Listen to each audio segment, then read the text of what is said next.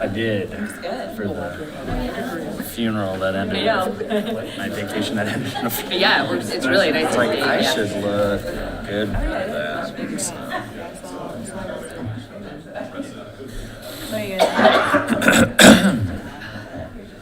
Yeah. Most of these people here just for the transition of council members. I know the front ones are. Yeah. I know the front ones here. But I mean, maybe. What's everybody in the back? Over here. I know. Just trying to be more present.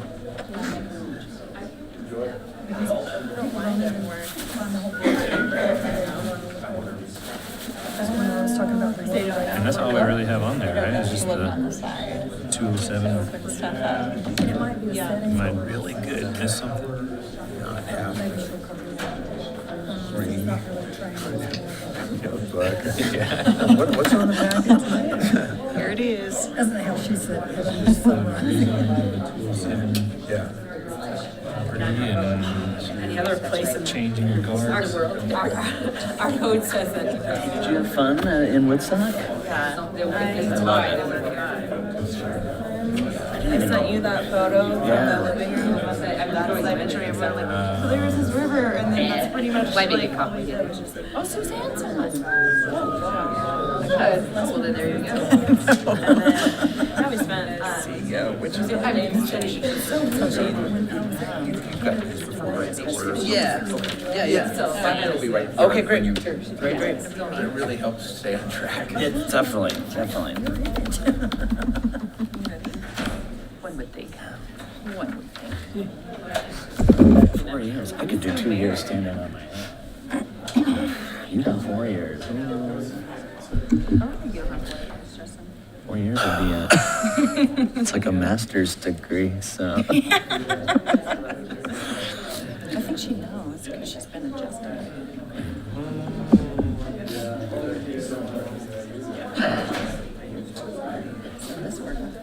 And we can swear in again too. Down here. Handles the voice. Okay. Well, that All right, I have 6 o'clock. If everyone could please rise and join me for the Pledge of Allegiance. I know that I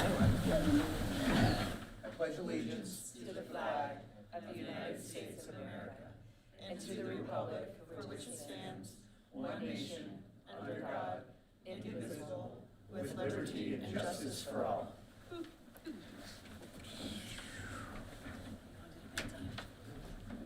Okay, it's changing of the guard. Great to see so many people out here tonight. So we're gonna go ahead and do the swearing in. Okay. You guys- Or you could wait until afterwards, because Christy has a few things to present to you. Okay. So Wales and our council member.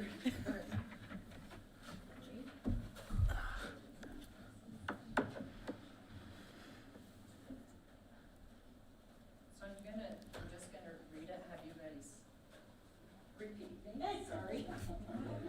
That works. And what I'm gonna say is, what I usually say is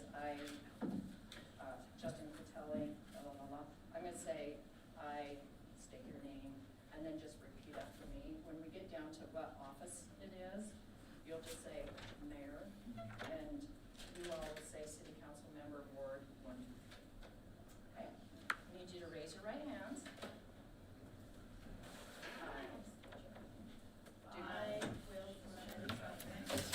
Do solemnly, sincerely, and truly declare. And affirm that I will support. And enforce the constitutions. And laws of the United States of America. And of the state of Colorado. And the ordinances of the city of Salida. And shall faithfully perform. To the best of my abilities, the duties of the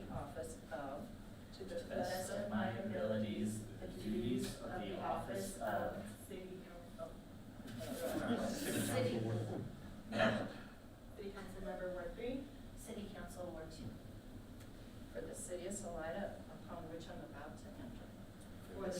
of Salida upon which I'm about to enter. Congratulations.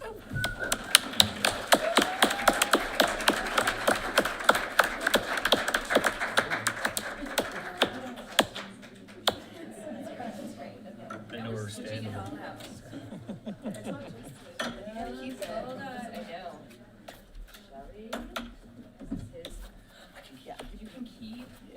Real gold? You guys come on up.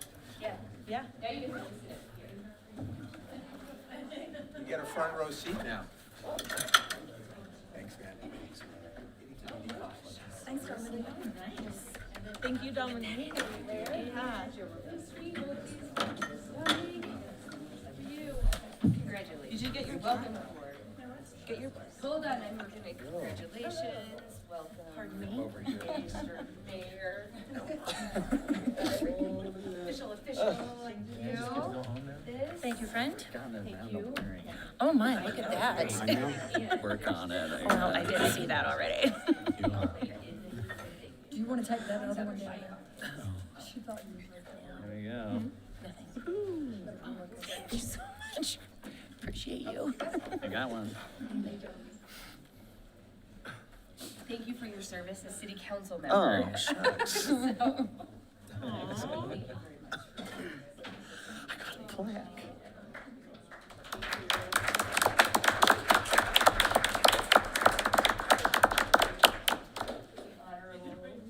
Ex-honorable. All of you, sir. And for your sweater. Do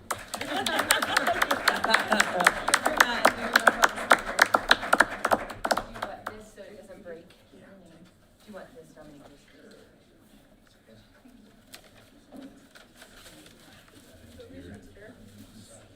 This case when you throw it in the closet. So it doesn't get scratched. Okay, thank you.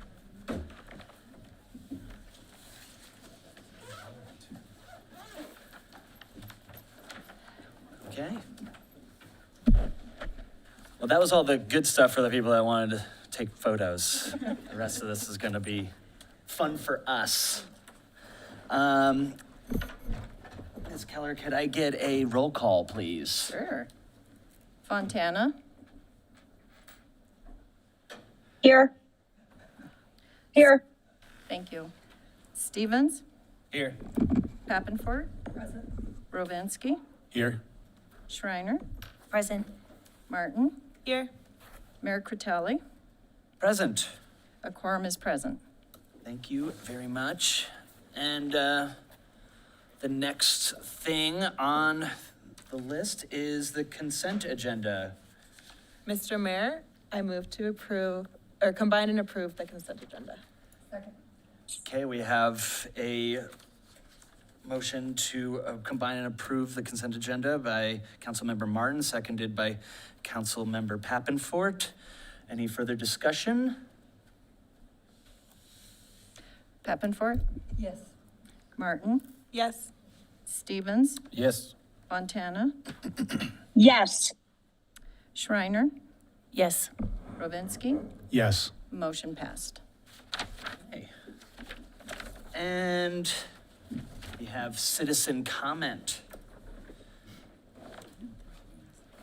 Let's see here. Do we have any? Nobody's signed up for citizen comment. Is there anybody with a burning desire to say anything right now? Nobody out there wants to speak? Or anybody online, perhaps? Okay. Great. Now we move to new business. We have ordinance 2025-24, an ordinance of the City Council of the City of Salida, Colorado, repealing Section 2A of Ordinance 18, Series 2025, and establishing an emergency, and this is a public hearing. Evening, Mayor and Council. Welcome to those that are new and in new positions. This request comes at the direction of City Council following commentary and communication from neighbors of the subject property at 207 North D Street. After Comments and requests from the owner of the property of 207 North D Street and members of his family at the October 7th City Council meeting. Council made an amendment to the zoning map, the new zoning map that will be effective in December, to change the zoning of that property that's circled there above from MN mixed-use neighborhood to MD mixed-use downtown. I'll point out that in the new zoning map, the color schemes were basically switched from the current zoning map so that the darker colors indicate more intensive potential for development. In this case, the red or burgundy is MD, the pink is mixed-use neighborhood, MN, and green, of course, is parks. Next slide, please. The property is immediately surrounded to the, it's immediately southeast of Riverside Park and currently has a single-family home on it. It's surrounded by other primarily single-family homes along Sackett Ave, which was historically known as Front Street. Next slide, I've got a photo of the site in question.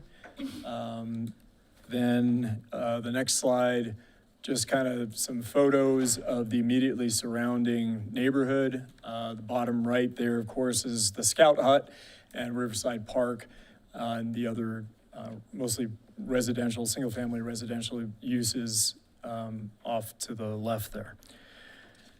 Next slide. So this is the current zoning map that's in effect until the new zoning map goes into effect in December. The current zoning is C1 commercial, at least to the end of the year, when that zoning map's anticipated to go into effect. And it's surrounded by other C1 zoning, including Riverside Park, which is actually technically C1 zoned. It has an overlay on this particular map in green, which indicates that it is used as a public park. However, the zoning currently is C1. That is changing in the new zoning map because we're actually getting a parks zone. And so the green on the new map is correct. And next slide. Put together here a little bit of a comparison of permitted uses within those three different districts. The C1 commercial zoning that it currently has, then your MN mixed-use neighborhood and the MD mixed-use downtown. You can go through it, but generally speaking, what's permitted and the procedures that are required are generally the same across all of these zone districts. There's a few nuanced differences as far as it being an administrative review versus having to go to planning commission. MN and MD, I will say, as far as the permitted uses are, the two newer zone districts are actually a little bit more permissive in general than the current C1, and as far as what's allowed. But overall, between residential, commercial, and industrial uses, they're really largely the same, not too many differences there. The differences come in the next slide. Well, actually, let me continue to the next slide. I'll just kind of show you. This is from the new land use code. I did actually just notice that the red box should be around not MC, but MD next to it. And if you look at the permissions, the letters, you can see how similar they are for the vast majority of the uses on this sheet and then the following one as well. There's a few uses that may be permitted outright in MN that may have administrative review or even more in MD. And the converse to that is that there are a few uses that in MD would be permitted outright that might require a little bit greater level of procedural review in MN. It's a matter of trying to accomplish the goals of that particular zone district and the types of uses that play into it. But overall, again, the allowed uses are generally the same between the two. The differences between the two zone districts come up much more when we're talking about dimensional standards. So if you go to the next slide, this is where they really start to separate themselves. C1, the current zoning, and MN are pretty much the same, although MN is a little bit more permissive when we're talking about setbacks, overall lot coverage that's allowed, and density if there's residential uses. There's a much bigger difference between those two and MD, however, when it comes to those standards. There is no density, there's no maximum density. Everything in MD is really regulated by the size of the building that you could potentially put onto that and building code. When it comes to density, when it comes to coverage, you can cover the entire lot with 0 setbacks in MD if you wanted to. The other setbacks are 0 for side yard setbacks, for front yard setbacks, rear setbacks. The heights are the same. The base heights that are allowed are all at 35 feet. I did highlight, however, the one other section that is a bit of a nuance, and that's for the rear setback in this particular case, because 207 North D does back up to the Arkansas River, and our land use code does state that properties within the MD, mixed-use downtown district, are exempt from the riparian setbacks there in the downtown. So in this particular case, if you go to the next slide, I took a couple photos of the property down from the river, from the walking trail there. You can see the trees and the slope and all. Under MD, technically, the construction could go all the way up to the trail and potentially even over it as the property extends to the middle of the river. And it could be built out potentially, theoretically, similar to what the Boathouse Cantina has done in utilizing their property to build over the walking trail there out towards the river. Under MN, however, the riparian setbacks do, and I go to the next slide too. Just to be fair, immediately downstream from the property are some other properties that have built up at least rock walls pretty much right down to the river, so they're not riparian in nature, and I don't want to give that sense to anybody. But let's see. Skip to the next thing here real quick. Yeah, all right, if you go to the next slide. So really the council's options here this evening would be to either confirm the earlier decision that amended the zoning map and keep it as MD, mixed use downtown, or to rescind that earlier decision and it would revert to MN, mixed use neighborhood designation. There have been questions about why is this an emergency ordinance? The purpose comes down to timing. It's the fact that if we want to get this figured out and effective to go along with the new zoning map on December 22nd, we would need to have that decision made this evening so that they could all line up. Secondly, it has been indicated by neighbors who made commentary here at one of the last meetings that they do intend to file a petition for a referendum on the property. And this decision this evening would be in advance of the deadline for getting that petition in so they can make the decision whether or not to move forward.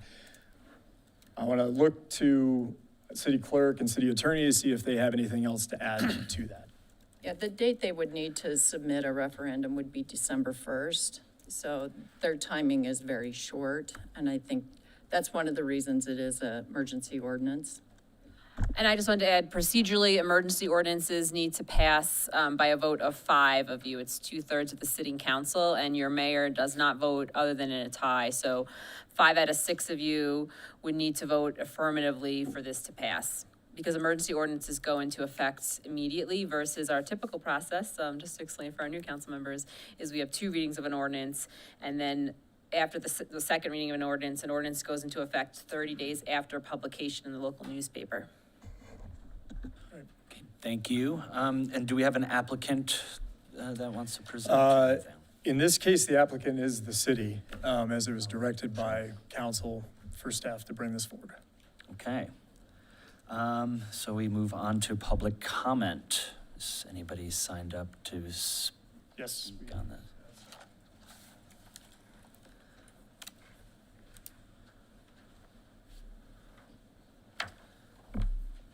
Awesome.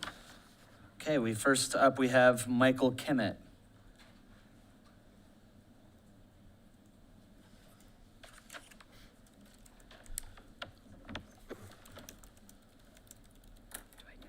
Well, congrats on your new position with city council here, you guys.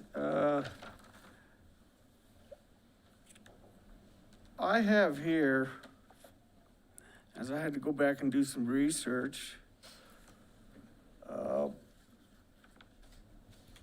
easement agreements with the city dating back to 2013. And also want to say that this letter here, this doesn't make any sense here, that this one you sent to me, saying that there is no difference between this, that, and whatever on the zoning as it's designated. There is a difference. There's a difference in value, there's a difference in what you get, and there's a difference in setbacks. He just mentioned the riparian setback. And that is a big difference there. There's no way that this agreement and easement that is, it's documented here, it is recorded at the courthouse, it is a swap that I entered with, into and land with the city in 2013 and 2014 with, I believe it was Mark Yearman and Darrell McDonald in that administration at that time. And in that, I was given rights on that piece of property down there because that piece of property is a very valuable piece of property and it's a very different piece of property. It is in the crosshairs of two parks, Riverside Park and City Park, are the Arkansas River Parkway. It makes it very unusual and very expensive. What I gave to the city at the time was the right to put that 10-foot easement in there for the walkway. A very expensive process and a very expensive piece of land for D Street and these provisions. And one of those provisions in there is to allow me to build 12 feet above the walkway and up to the trail. That's in my provisions as part of the swap. There's no way you can have that with a differentiated zoning there. You can't have that with MN. You've got to have MD. And he just mentioned that with the riparian setbacks. So it has to be that. And that's what I swapped for. That's the price. That's the price the city paid back then. And that's what I have now. Now,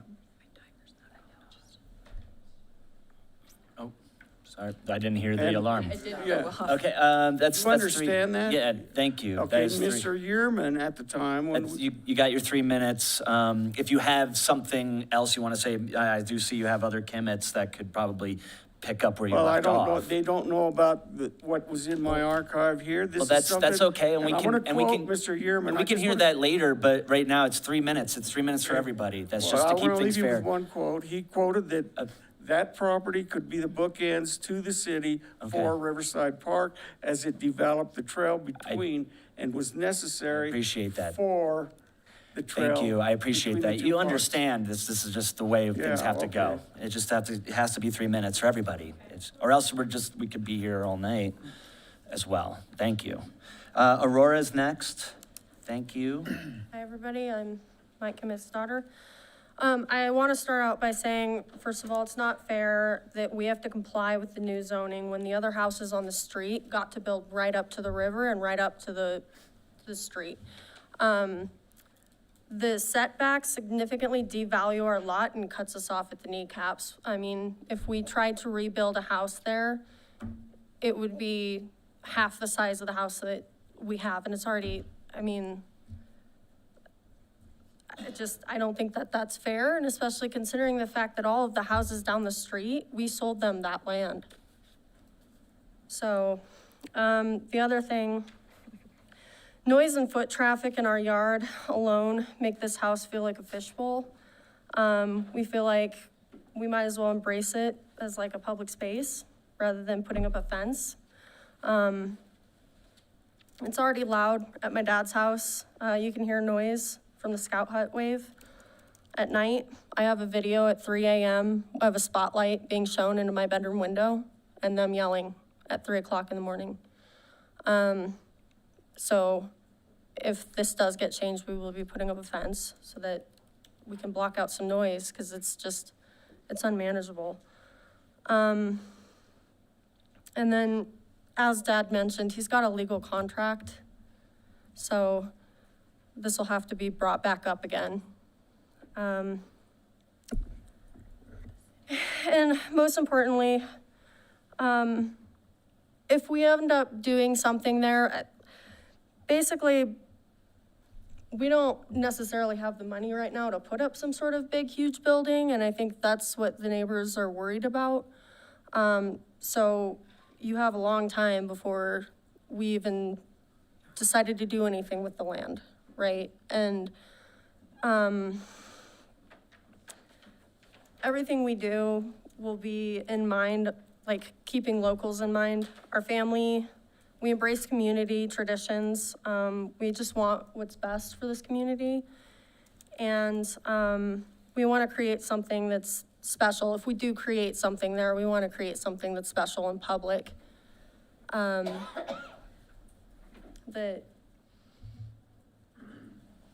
kind of encompasses Salida's charm. I don't want to put up some sort of ugly Walt Hardy, I think is his name, building. It's not going to be something gaudy if we did put something up there. But as a whole, it's not really up to my sister and I, it's up to my dad. And it's a matter of just devaluing our property.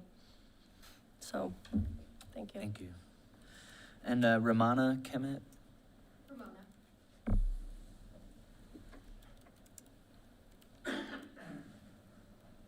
Here's the deal. As my father has said before, we've had historical agreements with the city to be able to build up to the river's edge, including above it. And those agreements were built into the dough of the purchase price of the Riverwalk land. Those are contracts.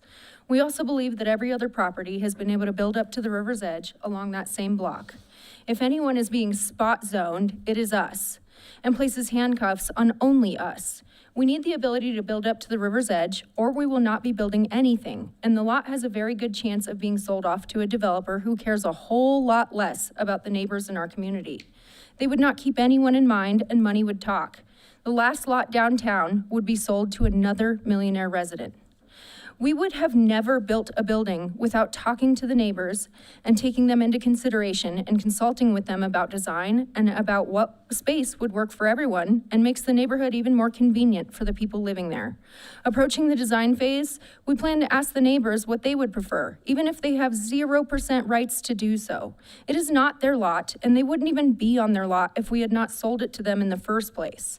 It's never been our plan to have another structure that behaves as the boathouse and looks like the boathouse with loud music into the evening hours and an ugly brick facade. Some boutiques and potentially a breakfast or lunch location that is finally downtown is what we would be pursuing. A space that is quieter, but still offers an amenity to the many onlookers currently standing and watching the wave. We're highly aware we're not directly downtown. Fact is, the space is already being used very publicly, and the foot traffic going by will not increase by much more than it already is as it stands. The city is not capitalizing on the foot traffic, and without MD zoning, the city will not capitalize on it in the near future. We'll keep it private. The cost to build is too substantial to be handcuffed in this manner. And for the sheer principle of how unjust this process has been, we'll keep the space as ugly as it has been for decades. I'll put it into a trust and keep it that way for generations if I have to. You're killing my lifelong dream as we speak. These rules we're debating today are that important. The neighbor knew when they purchased their lot and built their home that they were purchasing a home within a commercial zone, between the biggest park in the city, between the Tuber building, and with a public walkway going right behind their back door. This is an urban zone, not a remote part of the river. They also knew that the lot 2 doors down was undeveloped. They are in no way being hoodwinked by this approval for us to build what we have intended to build, and the new zoning is not changing any of the rights that we did not already have and that existed within contracts with historical reliance. They have their brand new piece of paradise in an urban zone, so they should allow my twin sister and I to make our lifelong dream a reality, as we have this community at heart and this decision affects many members of the public. One person's view should not be the impetus to shut down everyone else enjoying watching the wave with a snack or a drink. Thank you. Wow, that was spot on. Thank you. All right, up next we have Ed Colt.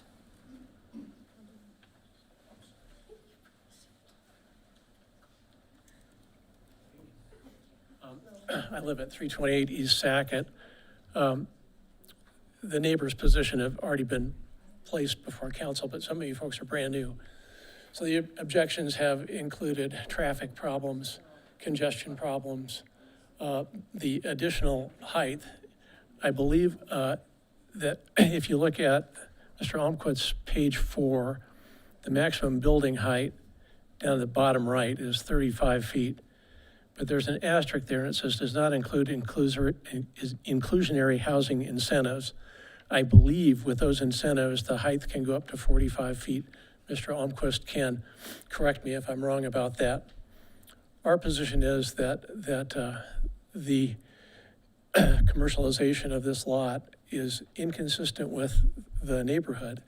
The maps that you all saw tonight show it very clearly. Residential, residential, residential, residential, and then the park. And that's what the long-term plan from the planning department is to keep it residential. And in this case, under the MD thing, we're just endorsing what Mr. Almquist and his department has suggested to the council. I'm sure you all have already read that. Page 5 is where the recommendation comes out. The top of the page gives them a good analysis, and then the recommendation in short says staff recommends amending the initial amendment and rezoning the property to MN mixed-use neighborhood. This is a classic case of spot zoning. Spot zoning is where one property benefits, and it's not consistent with the zoning plan, and it doesn't have a significant public benefit.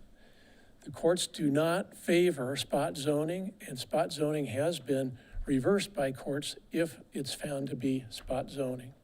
So we endorse what Mr. Almquist and his staff of 3 others, I believe, have prepared. They're professionals. They've been working on this for a long time. That's our suggestion to you, and that's what we hope you adopt. Thank you. Thank you. And up next we have Janelle Marino. He's gonna take my spot, so I don't finish saying what he wants to say. Or you could finish what he was saying as a separate. Public speaker, and I thought I was signing up on an attendance sheet, so. Oh. He can definitely take my spot. All right. How does that? I know we've had that happen before. We right? don't have anything You in can, our like, donate. handbook prohibiting it. Maybe we can in Okay. the future, but. Great. Yeah. Cool. That works. Yeah. I'd like just to let you know that at the time we decided on that whole corner there, I was working with Yearman at the time and Dara on that, and it was to have the bookends is what he described as developing there. And I believe that this zoning as it is with the MD is the only way to do this and develop that. And it's not going out of balance with spot I don't see what, spot zoning, I don't know where he gets, you know, in a downtown area, I think the city, and I think in the future, you guys are gonna be having a lot more people on Sackett Street deciding to come in, wanting variances to extend the downtown businesses. And it's a shoe-in, just like in Santa Fe, these, for an art community to have tea shops and so on, and these little houses and stuff that are right along the street, out of compliance, sitting there. It's silly that the whole street is not developed with, as it is up D Street, where you have the new D Street parking lot developed as MN. That should just continue right down D Street. It's silly. And I think you're gonna be stuck with a lot of variances and people wanting to do commercial there. They're already doing commercial there. In fact, right across the street, that was one of those animal things, you know, where you cure the taxidermy is what it was, yeah. And then just to get on with it, I had to give the railroad a lot of money to get that property straightened out because you guys did put the trail too low, and it causes the water level to go higher, which back then, and I had to give the railroad $60,000 to get that changed out and really bail the city out from any liability on who owns what and where it's at. Because that does change where the property line was. The property line prior to that read to the river. It now reads to the center of the river as I purchased that property from the railroad, leaving no liability for the city in the future on that. And that was working with you guys down here on this whole thing. All I'm asking for is that this thing remain with an MD. Thank you, Michael. And everybody's gonna be happy here. Appreciate And I'll that. work with you on any future building there. Thank you, Michael. Up next, we have John Wood.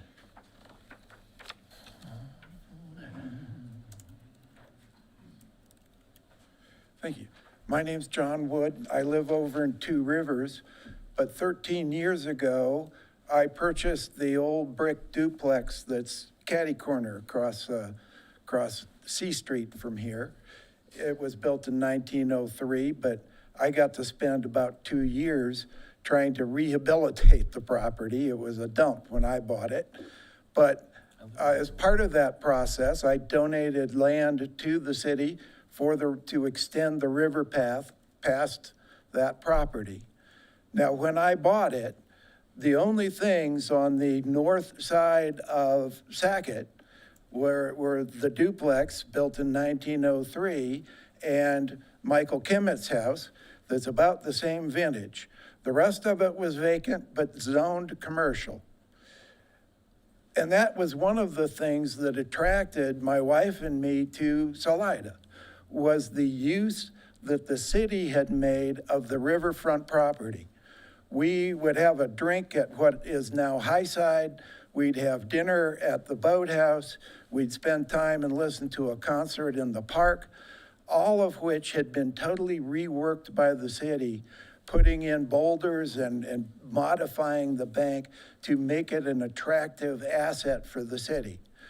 We were hoping that that same sort of development would continue on down the street. Now, as Ed pointed out, it didn't. It has become a largely residential street. But there is one remnant, and that is the Kimmett property. It is adjacent to the park, and the Scout hut. It is just downstream of the Scout Wave. It is an activity center. It has been traditionally zoned commercial. And to put it bluntly, as far as I can tell, it's about the last opportunity for actual riverfront development in the city of Salida. Where else is it going to occur? So you have a vital decision. This isn't just in passing, because you've heard talk about this riparian setback.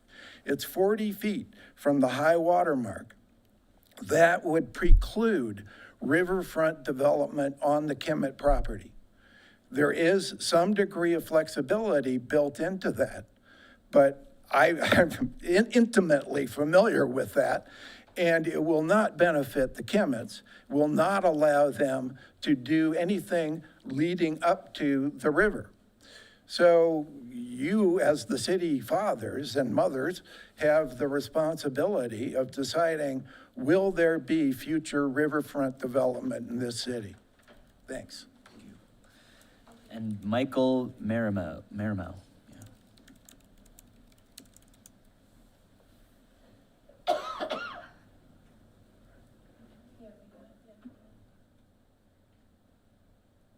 Thank you, City Council. My name is Michael Marino in Ward 3. As the previous speaker said very elegantly, this is the last chance. This sounds like it's the only last commercial waterfront property we have. Whether the Kemets decide to build a little coffee shop or whatever, this is the only chance we can have commercial property on the beautiful river that we all love. During the elections, I love to hear all the candidates say that Salida is a special place, and it's true. And I think this is the moment where this is the time we can make sure it's special rather than just become another millionaire's paradise where they buy property on the river. But more importantly, I think it's important because we're looking at generations who've lived at this property. They didn't just move there yesterday. They've been here for generations and generations. And I think the city and the community should respect locals that have been here. They built the property knowing that it was commercial. Whether they use it as commercial or not, they do have contractual provisions with the city after the city built the waterfront park, which we love, by the way. And I think it's only respectful for us to listen to our community members who have been here for generations of their wishes, and more importantly, what they have in black and white contract, what they have been, I hate to say grandfathered in, but when they bought the property generations ago, should we have the right now to restrict them based on changes in circumstances, even though they've been here for generations? I think it's an important question that everyone should really consider. We live in a historic town, beautiful, special town, as we talked about the elections, and I think it's important to keep it that way. And lastly, small business. Personally, I live in this town because we got one Walmart and it's far away. But I get to walk to F Street and live the Main Street USA dream, to go to local small businesses and support our local community. If it's not zoned MD, we now lose the opportunity to have another potential small business, another potential revenue for the city with the city taxes. So I just ask that the city council, I know it's an emergency meeting, so we have a lot to think about. If you have time, please review the landowner's contractual provisions he has with the city and make it fair for our generations who have been here in Salida for much longer than most of us. Thank you for your time. That's all I have here. Was there any? There might be somebody online with their hand raised. They also have somebody. Yeah, please. Bill isn't necessarily the public yet. Laura Pomeranke, East Sackett. I just want to clear up a few things. First of all, MN zoning does allow for commercial uses. It is not purely residential. This is supposed to be a transitional zoning between downtown and pure residential. The closest business to that house is the funeral home. So to put a downtown building there with no setbacks, potentially 4 stories high, does not fit in the character of the neighborhood. The future land use map describes that as a residential neighborhood, multi-use. And that's what we'd like to keep it as. We're not trying to keep them from putting up a cafe or a business. We're just trying to make it consistent with the neighborhood, consistent with the future land use map and consistent with our city planner's recommendations. The easement agreement does not mention zoning. It does not mention setbacks. It allows for cantilevering over the sidewalk, and that's it. So I could certainly see where getting a variance to allow them to build further back would be an option if they were going to develop that. Our other concern is that this zoning change would be transferable. And I know they fully believe that they will build something and it will be a wonderful asset to the community, but sometimes things change. And we don't want some developer coming in and putting something up that's not going to be consistent with our neighborhood. Thank you. Thanks. We do have one person online, Mr. Shear. Mr. Shear. Mr. Shear, can you hear us? Yes, I can. Thank you. Adam Scherer, I'm 352 East Sackett. And I'm supportive of keeping the zoning for the Kimmitz site for the MD so that they can, maximize the use of their lot. I think the 40-foot setback is really a big problem there for the MN. And I don't think that they could get a variance based on the statute because they wouldn't satisfy the requirements for a variance. It just seems to me like based on what they could do today, they could do the project that they kind of have envisioned. And if you change it to MN, then you're really taking away a major property right of theirs that I just don't think is fair to them. And, I kind of have mixed feelings about it too, like the previous speaker, we're in that neighborhood. But it's so close to F Street. It's so close to the Scout Wave. We can hear the Scout Wave people at our house, early in the morning and late at night. So I can only imagine that it's quite a bit louder there. It's just kind of not really great for a residential use. And I think, to really maximize the bang for the buck for the city to have commercial properties, it shouldn't be like so limited where you can't have a thriving business there. So I think that allowing them to do that plan that they want to do is necessary to make that property, keep its value, to be able to have a really strong business there, which I think we do need. And I, would like, I'd be happy to have another place to go, to patronize, to have a drink, sit out on a roof deck and overlook the river and that kind of thing. So that's all I have to say, but thank you for considering and thank you for your service. Thank you. That's everybody? Okay. We have one more in the. Yeah. Nader's, totally. This is the public comment portion.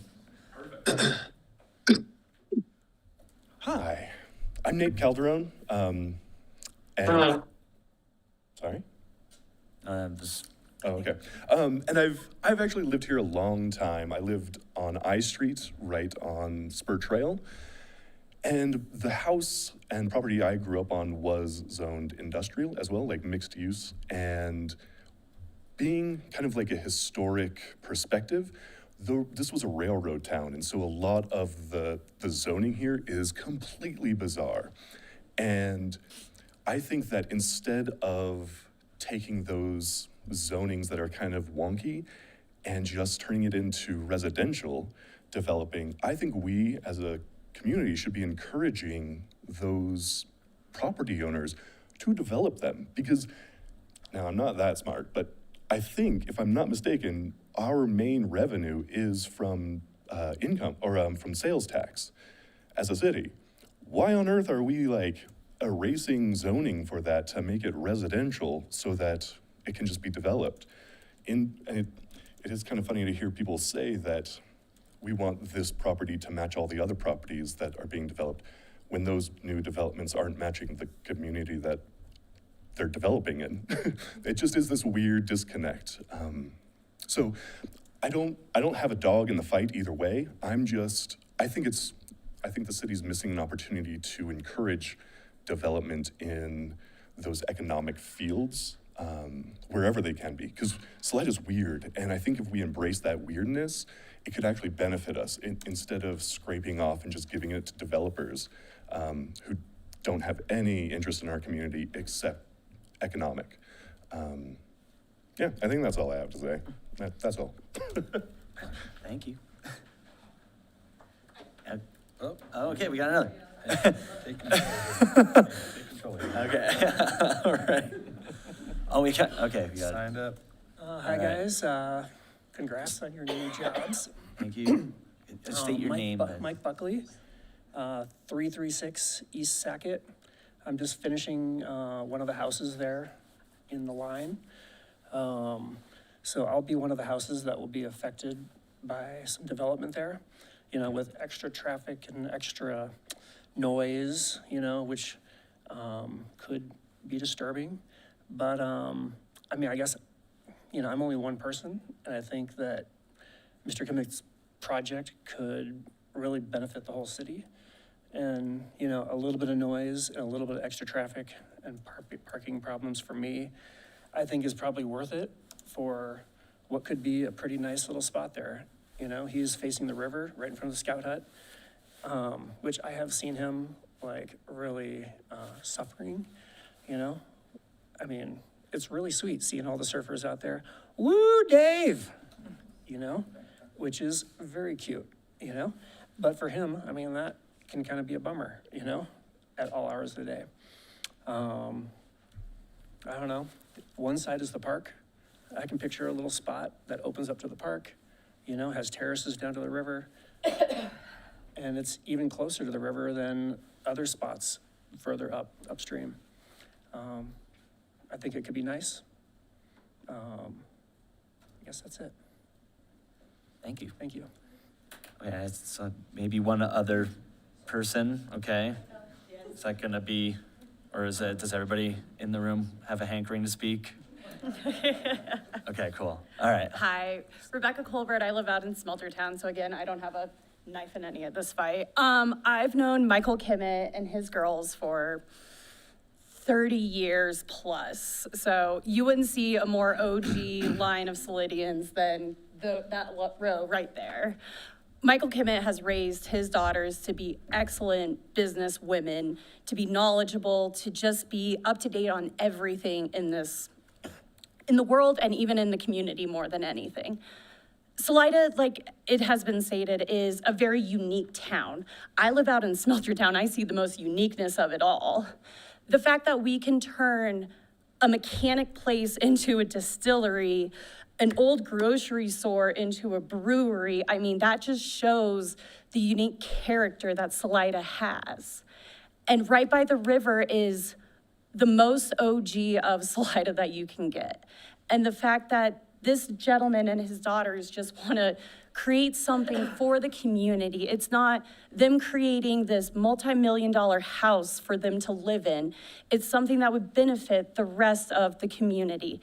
And again, these are people who are very businesslike and wouldn't be wanting to stand up for what they believe in unless they knew what they wanted to do in the future. Now, yes, Michael's house is a little bit of an eyesore, but so is half of Salida. It's the OG Salida that makes Salida Salida. And, I just really hope that, I appreciate all you guys, the new and the old, and I really hope that you guys really take everything into consideration. So, thank you guys. Okay, I think I can close the public comment portion and we can see if Bill has a rebuttal. Yeah, do it. All right, cool. Any rebuttals? I don't want Closing to call statement? I do not want to call it a rebuttal, but I do have some clarification. And Michael, your house is fine. I don't know why everybody's bagging on your house. So, first of all, the question here is, I just want to be absolutely clear, because I think there's a fair amount of confusion here. This is nothing to do with residential versus commercial use. The mixed-use neighborhood is commercial. It is also residential, if that's what folks want it to be. The same goes for mixed-use downtown. You can have commercial and you can have residential. It comes down to the level of intensity of the use, because everything that was brought up here, the types of commercial uses that folks have stated that they would like to have on that property can happen. That use type can happen under the both MN and MD. I just want to be very clear about that. To the point of the agreement that Mr. Kimmett says he has with the city, I am not aware of it. I have not seen it. I do know that we did engage in negotiations with him about the trail and the property there. And I believe we would love to have a copy of that to be able to look at it closely. And I would imagine that if there is an agreement with the city that specifically called out the allowance for development down to a certain point or distance from the river or whatever it may be, I would have to look at our attorney yeah, we really need to look at the language, but if it's all done up as it should be, then that would be something that my department would honor. Couple other points of clarification, and I would like to have Christy bring up the county assessor's map. Thank you. Just to be clear, what we're talking about as far as the amount of development that could happen. Within MD, everything in the light blue, which is the Kimmett's property, could be developed over with 0 lot line setbacks. MN, however, so this is about a 16,800 square foot property in total, including several hundred square feet that are in the river. If it was MN, they would still be allowed a building that is up to approximately 11,500 square feet, which is actually bigger than Sukasa, just for comparison's sake. What we'd be talking about is, and it was mentioned earlier that the rest of the neighbors have been allowed to build right up to their front property line. That is not correct. All the properties off to the east, southeast have a minimum of 10-foot front yard setback, which is exactly what the MN allows for. So they could technically, under MN, still build up to 10 feet from the road. MD, of course, would allow for 0, right up to the road. The rest of the setbacks would be 5 feet on the side, on both sides, to the east and to the west.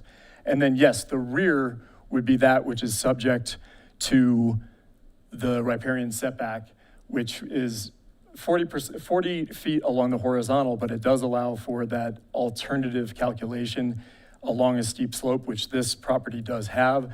So it's more along the lines of about probably in the 30 to 35 feet setback, which puts it right at the top of the bank, which is right just beyond where the building currently sits, at the back of the building currently sits.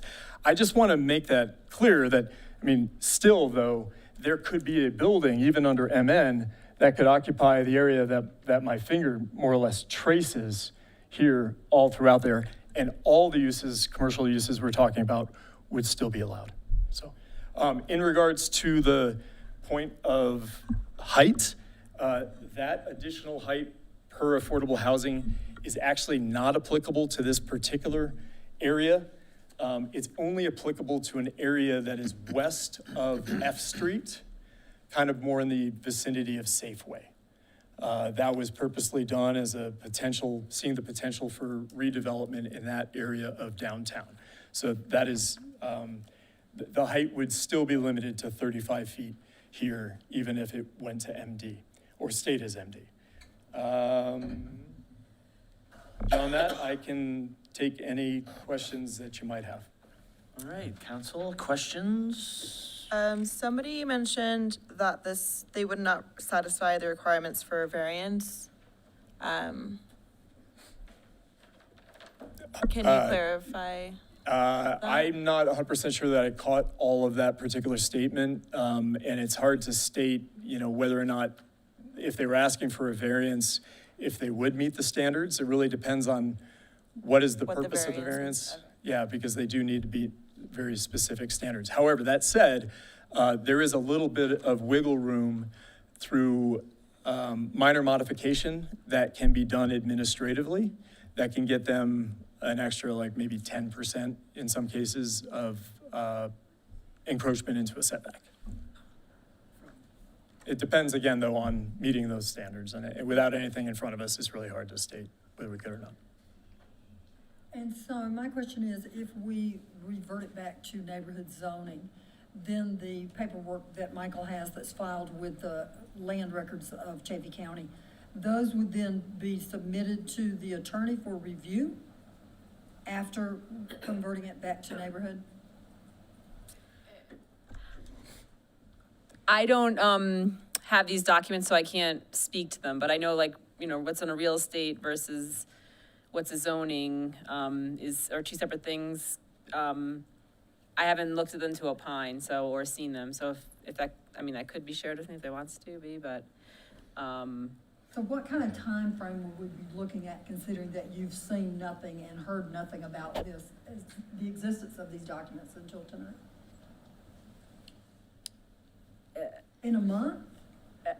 I would have to look at it. It could be. Is it a one-page document?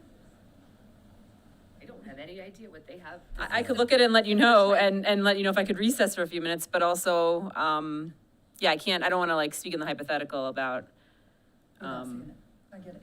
but if someone has something, I could look at it while you guys talk. Seems like it could potentially be a pretty important document. Do you have it in paper? In He has it, and we have mentioned it in every meeting we've been to. Yeah, seeing it is better than hearing Yeah, about and it.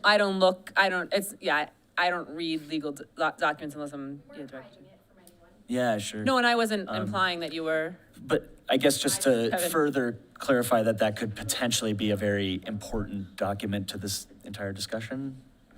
Do you see it being an important one, or? I would if have to not? look at it to say, but I could In look at any it now, and you hypotheticals. will, and I could let you know if I need to recess for a few minutes, but we could keep.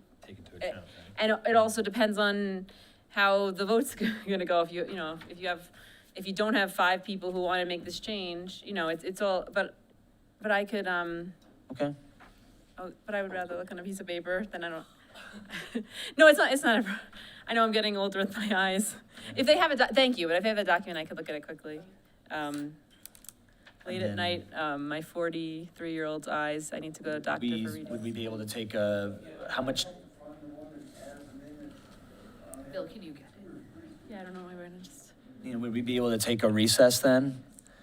It looks like a page or two. Yes, I could let you know whether or not it's relevant to this conversation. Great. In 5 minutes. All right. I think what the relevance is for me is that if we pass the neighborhood zoning, we put it back to neighborhood zoning, what are our options to see what the previous agreement was with the city, and then what kind of adjustments we could make? I'll let you know when I look at the document. Yeah. My initial thoughts are that contract could supersede whatever the zoning is. So Right. I don't know, maybe I'll save that more for council discussion, but it might supersede it, which is okay. That's fine, but we don't have the document. Is it a good use of time for me to ask what might be remedial questions? Yeah. Okay. Absolutely. Are your questions for Bill? Bill, I think we can still have some Q&A here, but it's just about some other aspects of it, and then, So after we do I'll give it back. questions for. yeah. Just don't read it by candlelight, and we can still. It's really just clarifying. We can still have discussion and offer up time, and if legal needs more time. Okay.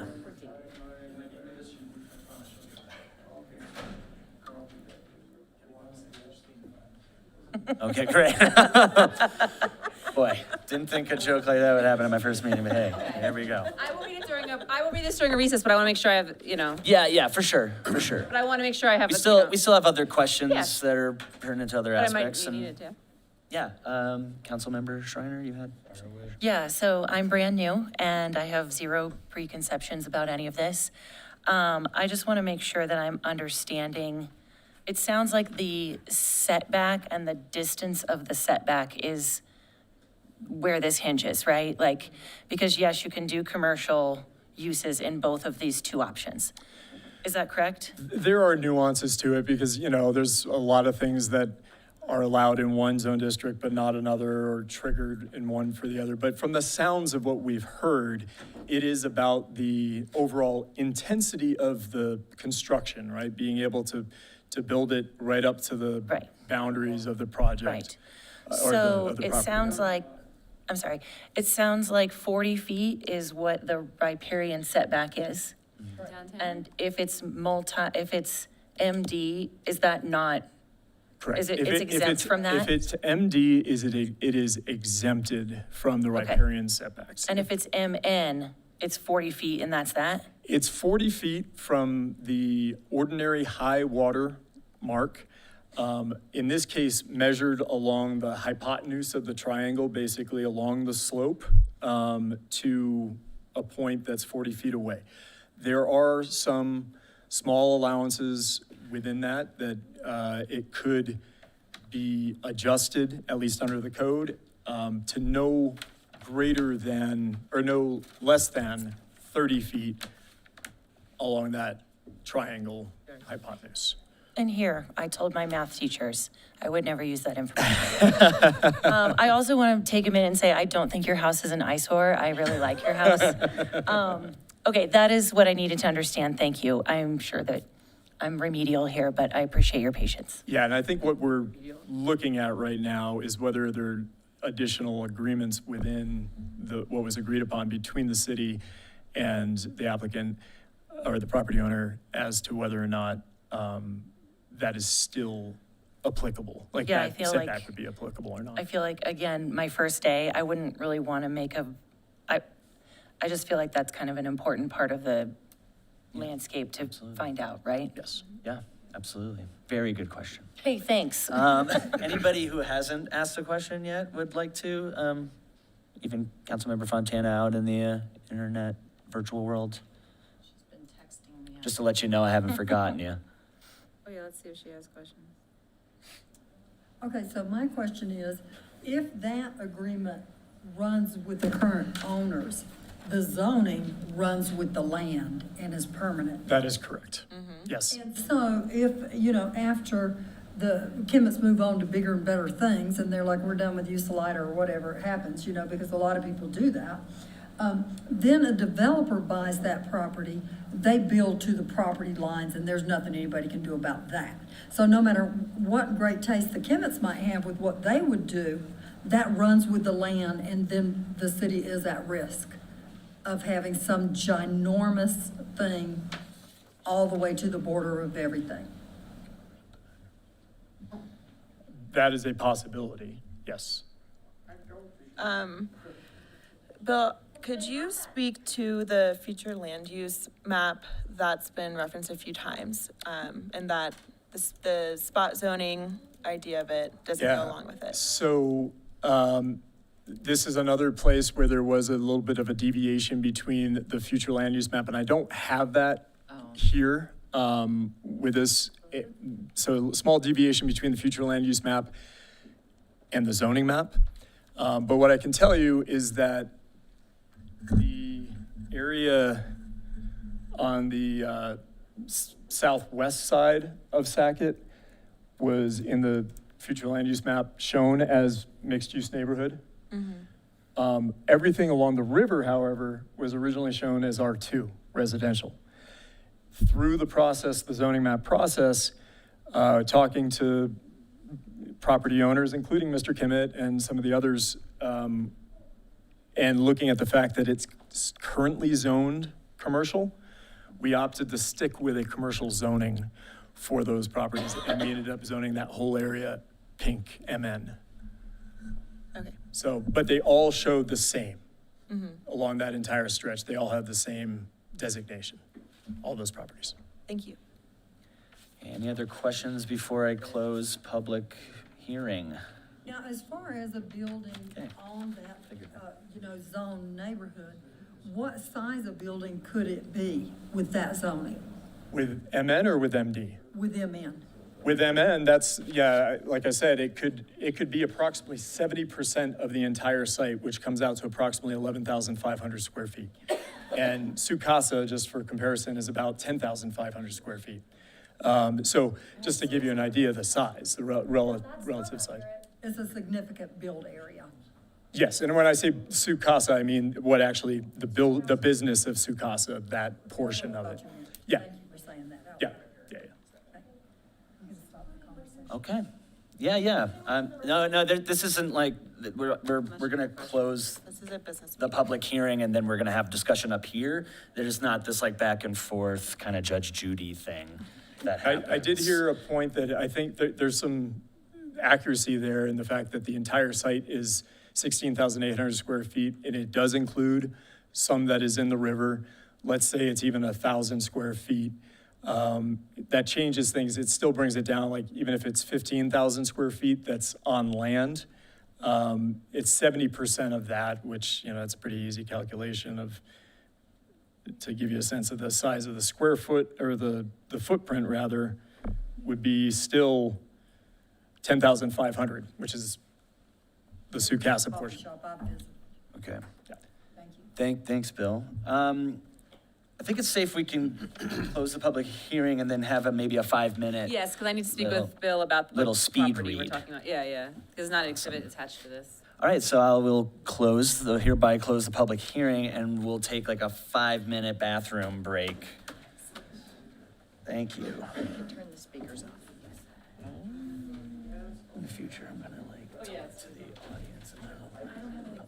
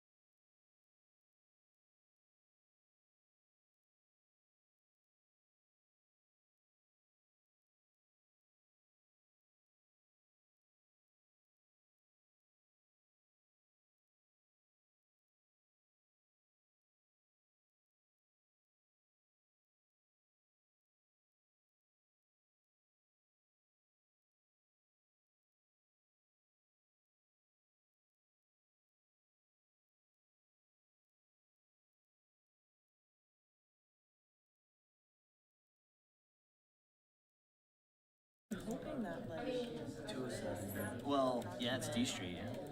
we'll be able to still get them what they want. I guess because technically D goes right straight to the river. That's my only hiccup with it too,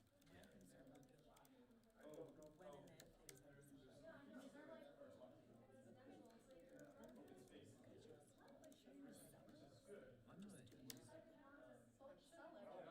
you know, they're Yeah.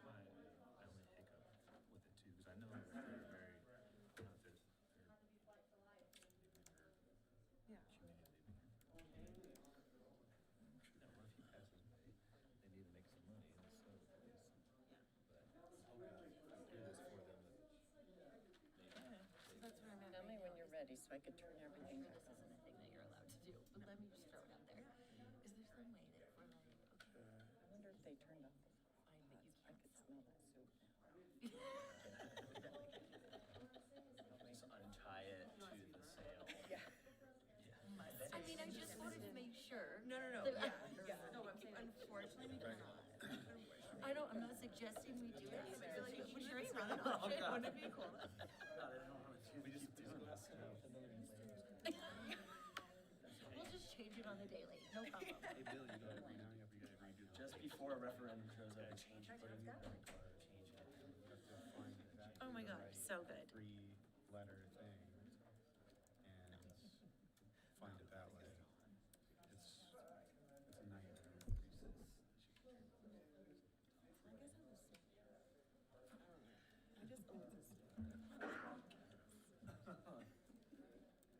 I am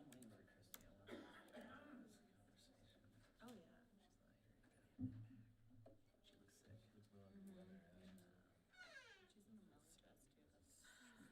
She looks sick.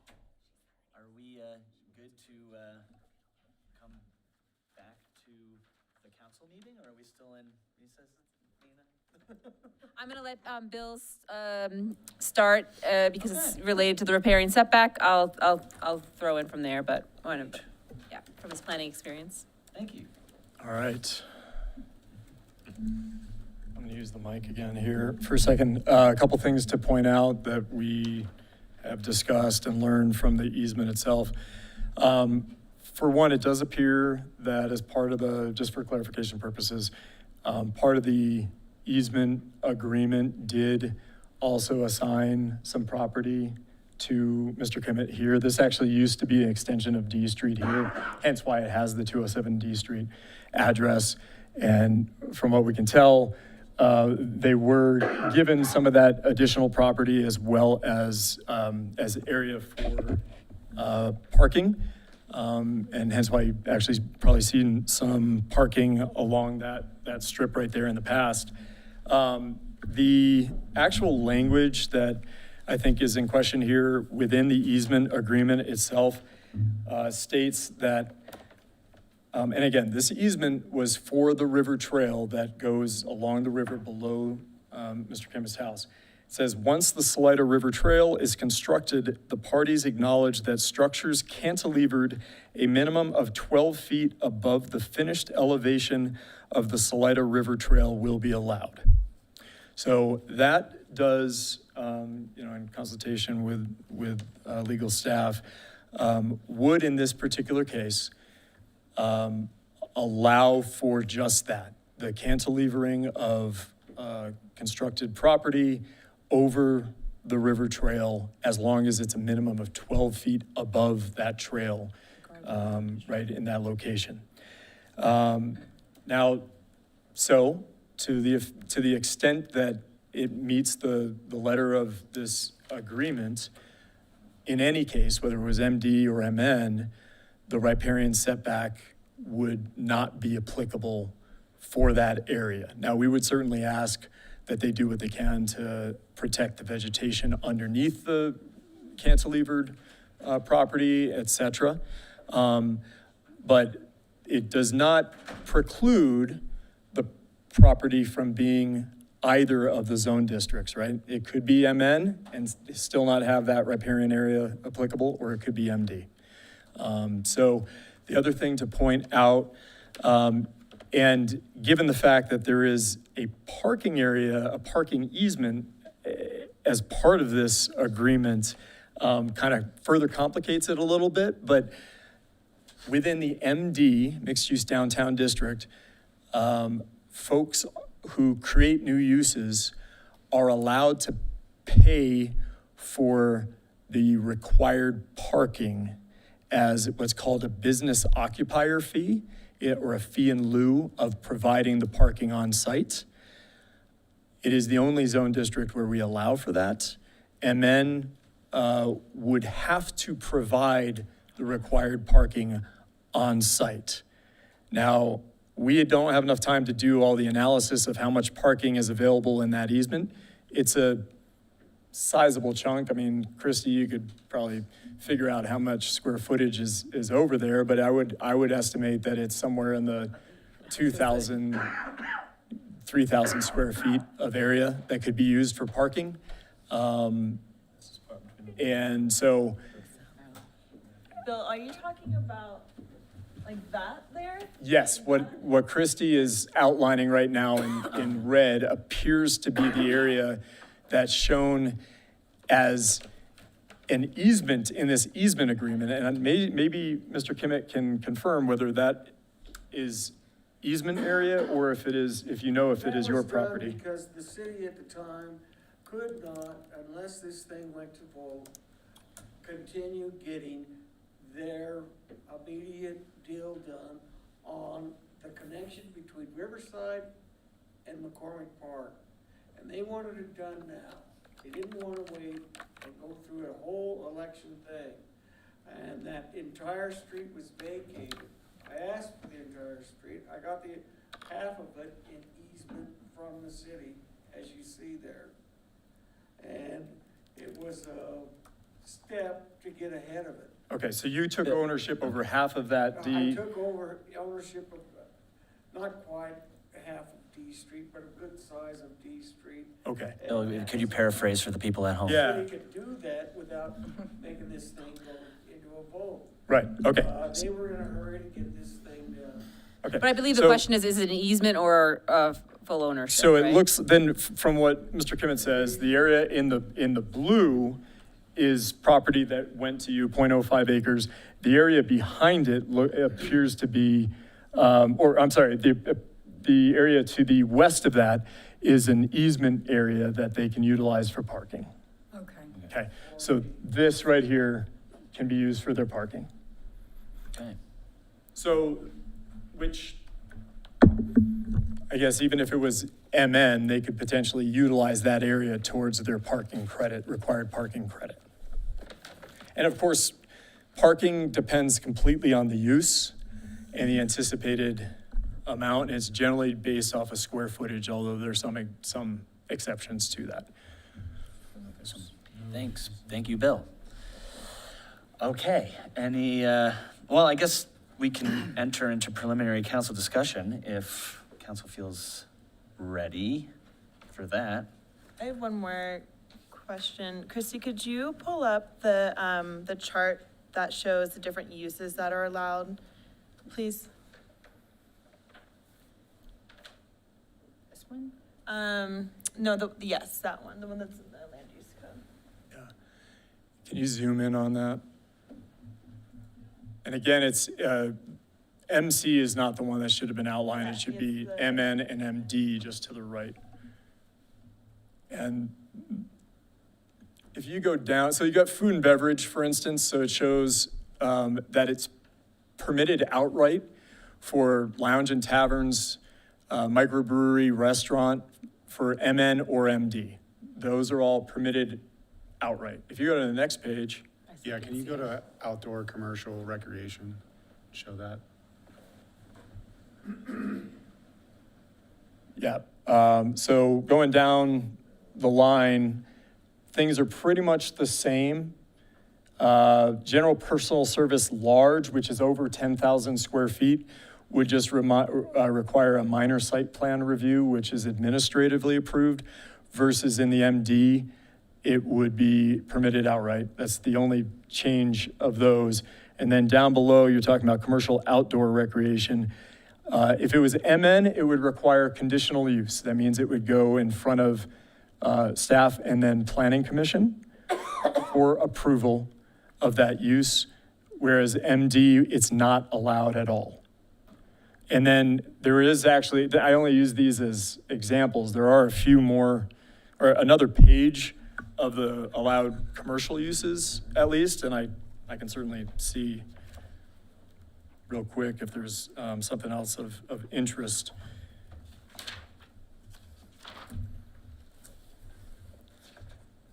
So it talks, page is on the that? next page, it talks about Bill, what page RV is- park, I'm sorry, go ahead. What page is that on the land use code?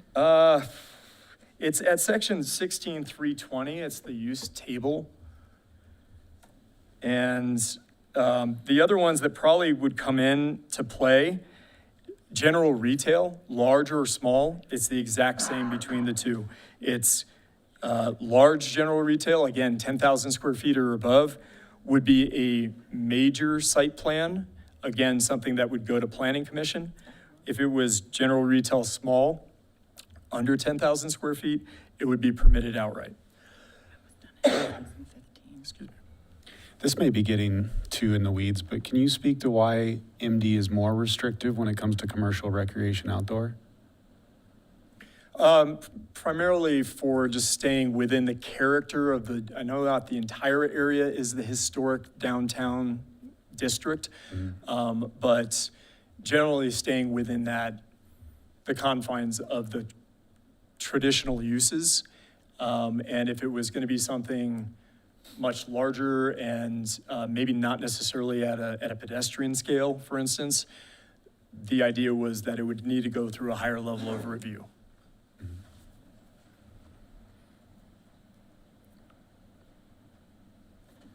Okay. Any more questions of Bill before we discuss as a council? Okay. Well, I already kind of closed the public hearing, so yeah, just council discussion. Where's council at this time? And how would you like to see us proceed? I think that document that they showed us that tells us that, that they have the right to build, 12 feet above the existing walkway. So, I think we're kind of at where, you said both MD and MN, it falls underneath both of those, right? So, are we sitting at we just can leave it how it is and move forward? That's kind of where I'm at. I'm totally down for, letting the Kimmets, have what they want, because I know they've took a lot of risk with their property, working with the city to get, a pedestrian walkway down there, and they gave a lot already.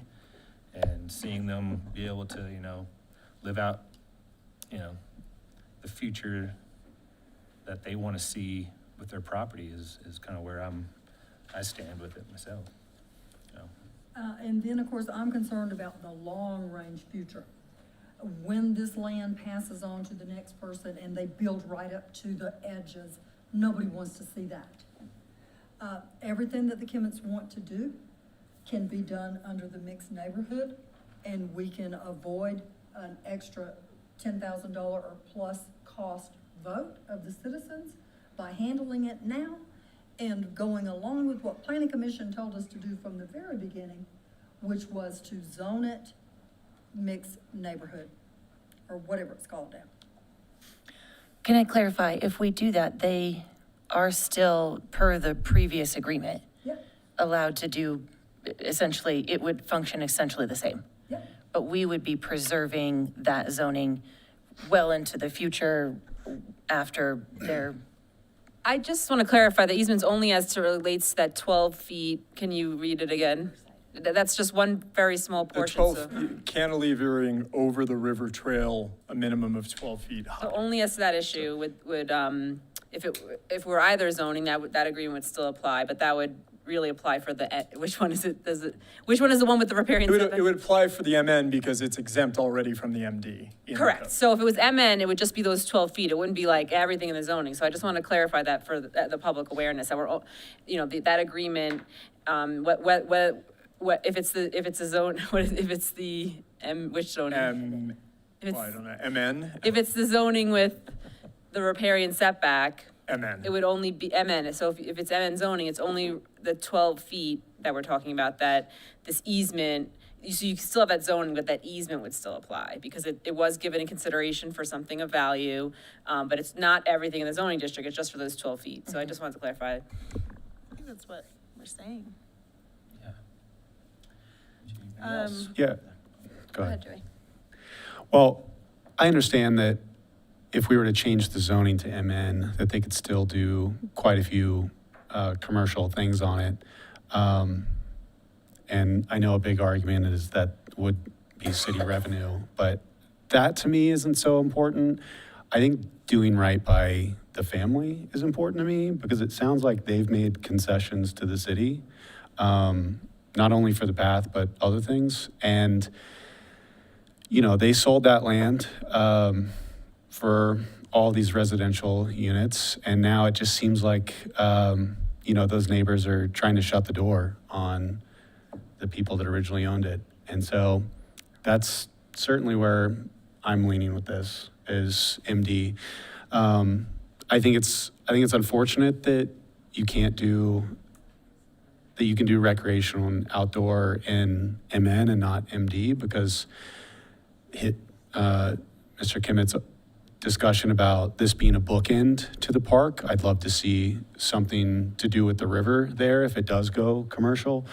And the other thing to keep in mind is, putting something commercial there would certainly, bring revenue to the city, but something that also brings revenue to the city is the giant group of surfers that come to town until sometimes 3 a.m., unfortunately, and even in the winter. And so I want this area to try to do right by them as well. And so I certainly am leaning towards MD. Councilmember Martin or Fontana out in the one. I'm gonna wait to see. You can go. Yeah, so my thoughts are, if the Kimmetts are able to, because of this easement that is there, which is why I did, initially try to see if we could do MD for this, if they are able to build out to the river, that's correct, Bill? They can Yes. build out to the river, regardless of MN, MD, because of the easement. Correct. I share the same concerns as Councilmember Papenfort, that when and if the day comes and, the Kimmetts decide that they do want to maybe leave Salida, that it would be going to someone who could just take advantage of the property in a way that we could not maybe see right now.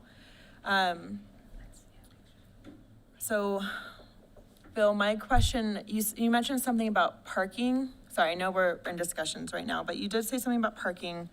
Could you speak to that again, the difference between MN and MD and how that affects the property? Sure. Basically, throughout the city, for whatever use somebody is proposing, they need to meet minimum parking requirements on site with actual parking spaces.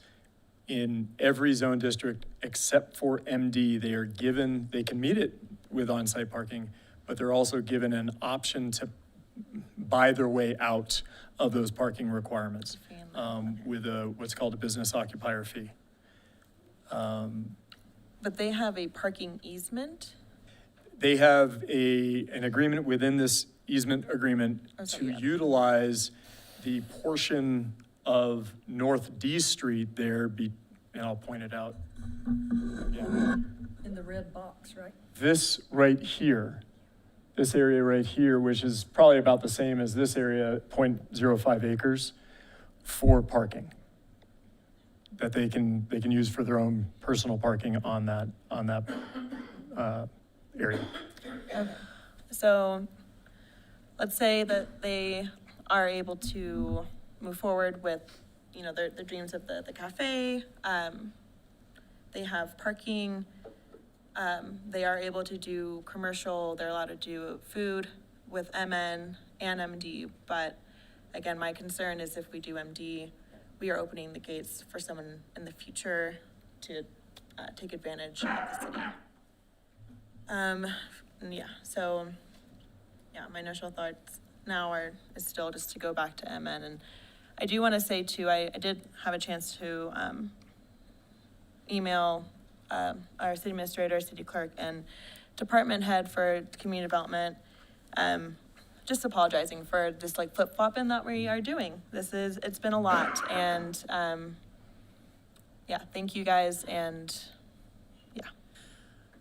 Okay, so, Can I ask one more question? yeah, absolutely, you Okay. just did. So, two more then.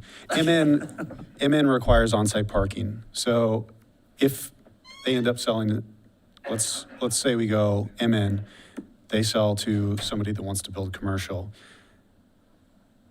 Would that necessity of on-site parking eat into the space that they have that is already being eaten by setbacks?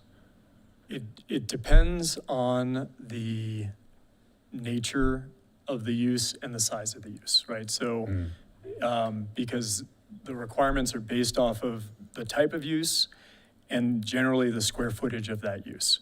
And so if they wanted to do something that was anticipated to have a high level of traffic, and wanted to max out their developable area, then yes, the on-site parking would probably come into play. Now, with that easement for the parking area along the extension of D Street, that would likely be counted towards what the required parking is. So it'd be eaten into less, if that makes sense. But there's a greater than 0% chance that they would still need more on-site parking on that space? Yeah. Okay. Yeah. They would still need to pay for the parking if it was MD. It was MD. Okay, I do want to give Councilmember Fontana a chance if there is a, Yeah, she's been texting me questions. I just texted her to see if she wanted to yeah, talk during discussion. Yeah, I'll make sure. Thank you, May. okay, yeah. And I guess I can speak, because it sounds like maybe I will get to vote. That's weird. So it's not so much that we are flip-flopping. I think it's a response to when we hear referendum, we already have responded to the threats of referendums very recently.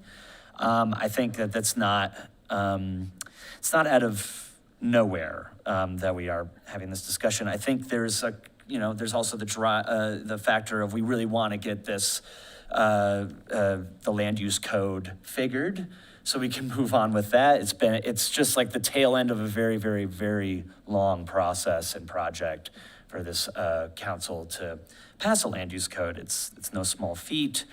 It sounds like a lot of the concerns that some of the neighbors, because I certainly heard from neighbors that are for the ask of the Kemmets, I think the concerns that I would imagine the referendum would highlight would have been the 45-foot tall height. Height is a big driver for these referendums in our community. Hearing that that's not a possibility, I think does eliminate that from the concern, as well as there's already a contract for a riparian agreement that happened over 10 years ago.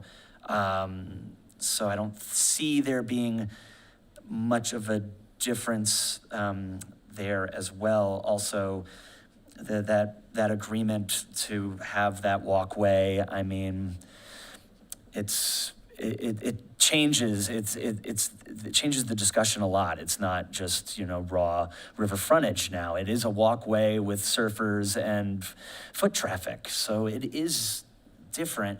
All to say, you know, again, it would, I feel like, you know, there was already this agreement and this partnership, and honoring that partnership does make sense. At least I can say that that's the reasoning why we are having this discussion, honoring those old agreements. Of course, I think something that also will happen is seeing like you know, if a referendum does happen.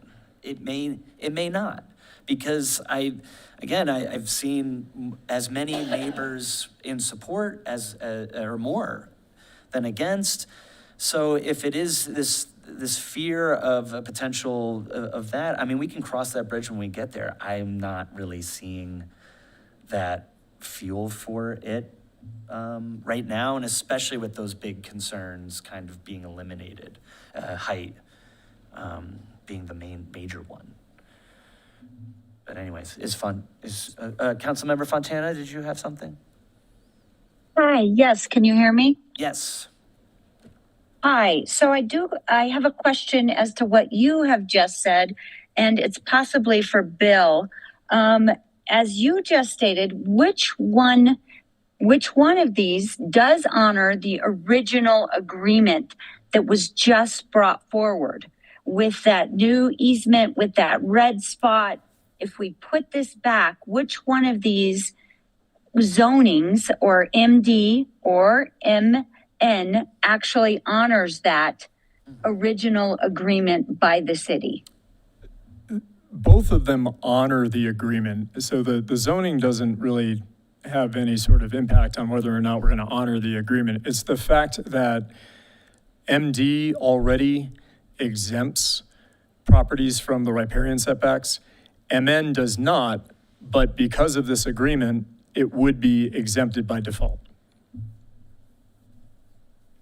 Okay, I don't understand that. So if we said yes to the MD, it exempts them from the riparian setback, correct?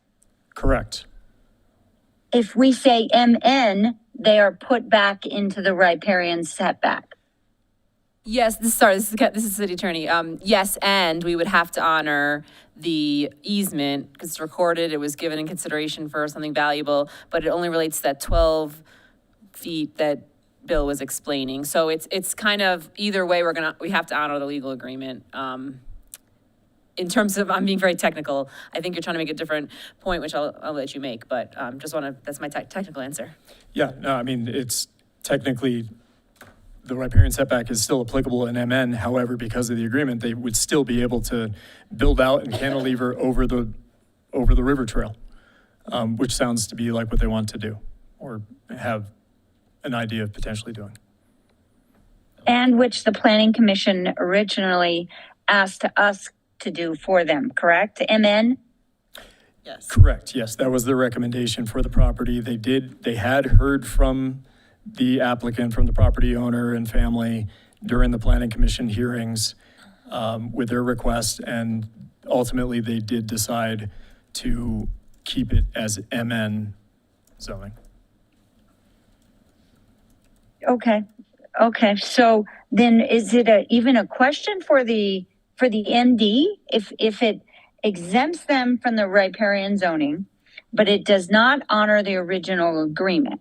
But if we said MN, it honors the original agreement, and am I incorrect? I'm sorry. Yeah, sorry, I'll clarify. So there's zoning and there's the agreement. So either zoning, if this zone was zoned, whatever it was zoned, we have to follow the easement agreement. So it's kind of, so the MD, and just procedurally actually for everyone, and then we'll, obviously Fontana still has the floor, but what was in the, Bill, correct me if I'm wrong, what was in the Planning Commission recommendation was for the MN. You all made an amendment for the land use code, not land use code, the land use map, not you all, but the majority of you, you as a council, to amend to the MD zoning. So just procedurally, to vote for the ordinance would be to go back to the MN zoning, and you would need 5 of you to vote. But to go back to Councilmember Fontana's question, MD is the zone district that is exempted from the riparian setback. But either zone district or any zone district, we're gonna follow the easement agreement that was recorded against the property in exchange for something of value to the city. When it comes down to it, the difference here, given the fact that they can build over the river trail, comes back to whether or not you want to allow for, let's go to the extremes, right? On MN, they could build a building that is approximately 10,500 square feet, 35 feet tall, that has setbacks on either side of 5 feet and a setback in the front of 10 feet, right? And then there's the parking aspects that would come into play depending on the use and the size. Or the extreme for MD would be that everything outlined in blue here on the screen could potentially be built up to 35 feet. So 0 setbacks on the side, on the riverside, on the front, et cetera. Because everything else is so similar when it comes down to the allowed uses, ultimately that's what we're talking about. Those are the differences. And it sounded to me as though it was the riparian setback that was the biggest concern, the rear setback from the river. And this easement gets rid of that, regardless of MN or MD. Correct. And then something I also wanted to point out is that one of the main reasons why this issue is being brought to our attention again is because of spot zoning. That is the main issue with this, is that everywhere else is zoned as MN. This one is only MD, and we have already been told that we have some of the neighbors who are talking to attorneys. So I just think that we as a council need to think about that. Like, Well, and the president. yeah, it sounds like the Kimmets are gonna be able to do the project that the way they would want to, if it's MN, because of the easement, they are still gonna be able to do this their future business that they would have. Yes, I do know that they have the 5-foot setbacks on the side and the 10 in the front. However, the rear, which was the biggest concern, is now gone with this easement. Yeah, the spot zoning that is why I brought this up again to be discussed, is because it was brought to my attention and Councilmember Pappenfort's attention that the spot zoning is an issue that the neighbors have and are already talking with attorneys about it. Yeah, and if I may, Mr. Mayor, I think that it is our job to be concerned about doing something that is sketchy like spot zoning. That's why I want to return to the original recommendation of the Planning Commission, and that everything is allowed. It's also our job to look into the future and protect Salida's long-term. And to me, having, a commercial property or a neighborhood, I don't care which one it is, and MN allows for it to be either or both. I mean, I've lived downtown in apartments that were over businesses. So, it's always been mixed. And that's what we're talking about. And so I strongly want MN because I think it's the responsible thing for us to do. It's not going to harm the Kimmets in any way. They're going to be able to do what they want to do. I'm glad that this agreement came forth and the lawyer was able to look at it. And we know that it is something that applies, and allows us to do the mixed neighborhood zoning without harm. Can I get clarity on the spot zoning? Because as I understand it, the zoning for this and other properties nearby was the same, was commercial C1, which included the park before. And so if we were to look at that map. Could you go down to that one? That's a few down. This one? No, the current zoning map. Right there. Right. So the colors are all the same. They're all red because red is C1. So currently, everything in red is C1 commercial. That's the zone district of our current map. And underneath Riverside Park is red as well. Right. So Riverside Park is zoned in this the same that 207 is zoned. Correct. Okay. we didn't have a park zone at the time that we had this zoning map. Correct. So there was limited options as to what to zone Riverside Park. It's just, it's labeled because it is a public park and used for such purposes. It's labeled on this zoning map as a park, but the underlying zoning is C1. And I went back to In this, the light pink, say 148, 133 on Sackett. that is zone? C2, which Okay. is our downtown business district. Yeah. Okay. zone. And, not to make things more difficult, but, it is bordering on a park that borders a significant amount of MD. Right. Hence, it's not as clear-cut as spot zoning would suggest, where, spot zoning where you're in a sea of zone and it's right in the middle like an island. Yeah, I guess I just don't see Can we bring up clearly the, that it's the new spot one zoning. with them as MD, the spot zone one? One, more, yeah. Yeah. I guess I do clearly see that as a spot zone.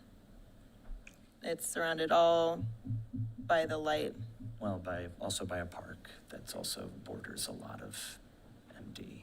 And not to be devil's advocate, it's not as stark as in a sea, it's not an island by any means. But, I guess I'm curious what you guys think the benefit of doing MD is. Like, what is, because I guess I'm just confused.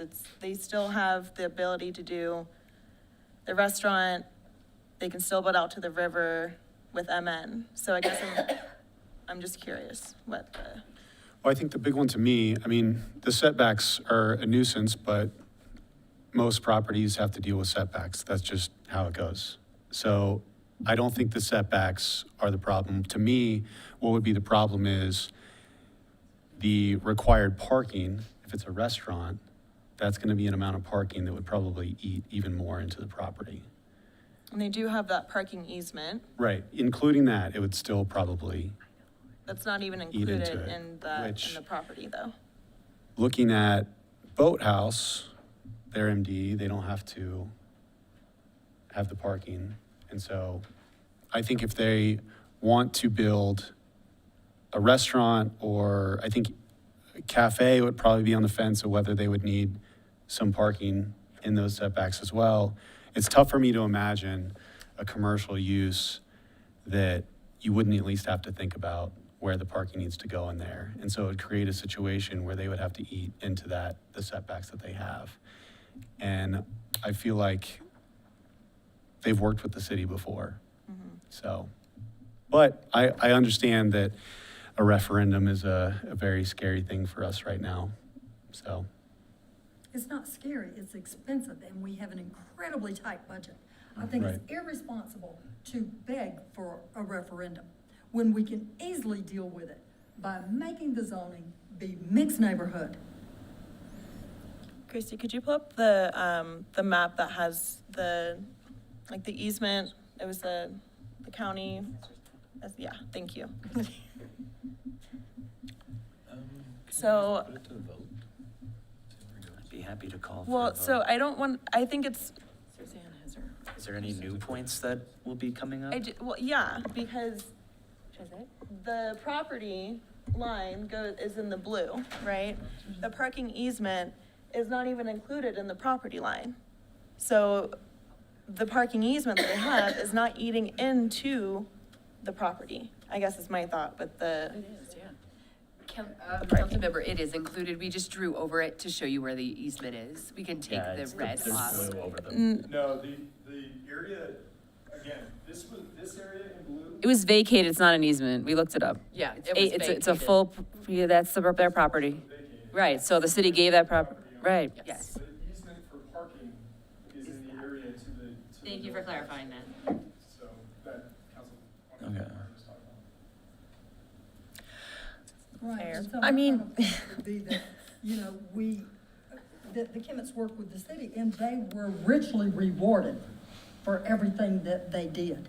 So we don't owe them more on top of that. The cake has already been iced. I mean, in as much as no one can ever, we can't have it all. We can't always get everything we want. And I don't think that, yes, they've, got this easement in exchange for their cooperation. I don't think that that's like, well, now we don't need your cooperation anymore. Or I think it's still important to keep the interests of this, this family that has been here a long time in mind as we make this decision. So I don't really think it's like, well, we helped you out once, so sorry. But I do think that a compromise is going to have to be made. And the keeping it MN, honoring very intentionally their pre-existing agreement with the city. And I would add making sure that they don't get screwed over in that process, that feels like Mr. Mayor? Yes, sorry. Compromise. I would, Mr. Mayor, I can't see what's happening in there. I can see the maps, but I would like to call for a vote if there's nothing new being brought forward at this point, please. To entertain a motion. Councilmember Schreiner hasn't spoken really at all. So if you want to continue. Okay, comment. It's not I can't see. We can still talk after a It's motion. not like earth shattering or anything. I'm just saying, I think that we can come to a compromise that honors this family and the agreement that they made with this city. While it might not be everything that everybody wants, I think we're going to have to strike some kind of a balance here. And, that feels like a great one to start with, while ensuring that this agreement is properly honored. Yes, agreed. Well, thank you for that. Yeah, I would love to entertain a motion, I Councilmember. move to approve ordinance 2025-24, an ordinance of the City Council of the City of Salida, Colorado, repealing section 2A of ordinance 18, series 2025, and establishing an emergency. Second. I have a motion and a second. The motion is to move to approve ordinance 2025-24, an ordinance of the City Council of the City of Salida, Colorado, repealing section 2A of ordinance 18, series 2025, and establishing emergency, made by Councilmember Pappenfort and seconded by Councilmember Martin. Any further discussion? Stevens, No. Rovinsky, No. Pappenfort, Yes. Schreiner, Yes. Fontana, Yes. Martin. Yes. Okay, so the motion passes, but it Does it have to be 5? has to be 5 and It I has to be have 4. 5. So it doesn't pass. Uh, So big majority still passed. I get to vote. I might vote. No. I don't get to vote. Nice try. No, so I've looked into this because you guys have had a few. The City of Salida code is specific Oh, that if it was if 4 it was no's. if it was tied, you break the vote. No, But it or- doesn't address the situation, because I've looked in a few times, which, because it's. I see what. I It doesn't see look, where I yeah, messed up. it doesn't address the situation of, well, if you're needed to get there for an emergency ordinance, the way our code is already- written. You can always change the way its code is written, but right now, the mayor only votes in a tie, and it did not tie, and it did not get 5, so the emergency ordinance has failed. Thank you. I see where I flip-flopped. No, but I've gotten that question before. Yeah. Thank God I didn't have to vote. I liked it. That would have been super weird. Okay, moving on. We have to actually get oriented to our. Do you guys feel like you page. already know what you're doing? Okay, so City Council Agenda and Packet Board Portal Overview. Oh, yeah, let me go to that really quick. I knew it was gonna get loud in here. So I just wanted to show the portal, the board portal. Oh, yeah, I'll wait for the rabble to kind of. Okay. Also, that doesn't normally happen like that, guys, okay? It was super, Well, the super. bar's So, pretty high. I mean, I'm going to be bored from now on, so so it's great. it's not like this all the time. It's usually not as crazy. It's fucking ridiculous.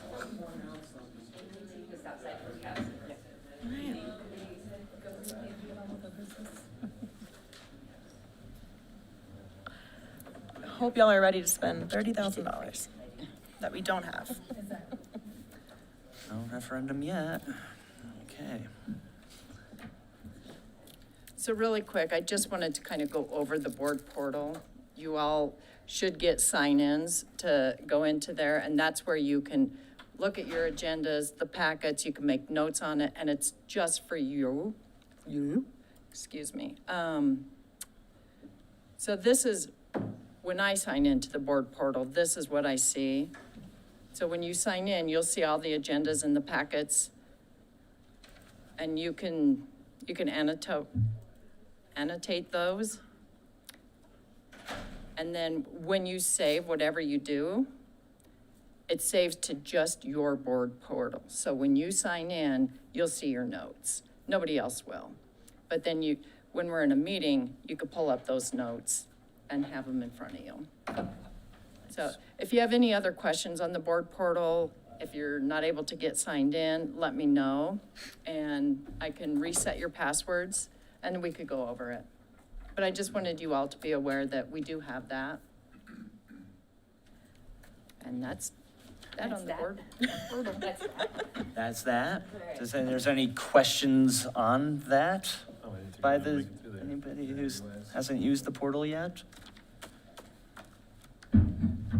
Okay, no? Okay, Thank you, cool. Christy. So now we have Thank city council orientation. How's everybody feeling so far? We're good? Fabulous. Really appreciate you guys being here tonight. So staff wanted to take a little bit of time and go over just kind of the broad strokes of Salida city government, what your role is as a council member, talk a little bit about what each of our departments is working on. You're free to ask questions throughout this. This will not be your only training, it's just your first training. So we will have, at the December 1st work session, Sam Light with our insurance pool will be here to talk about how to stay out of trouble.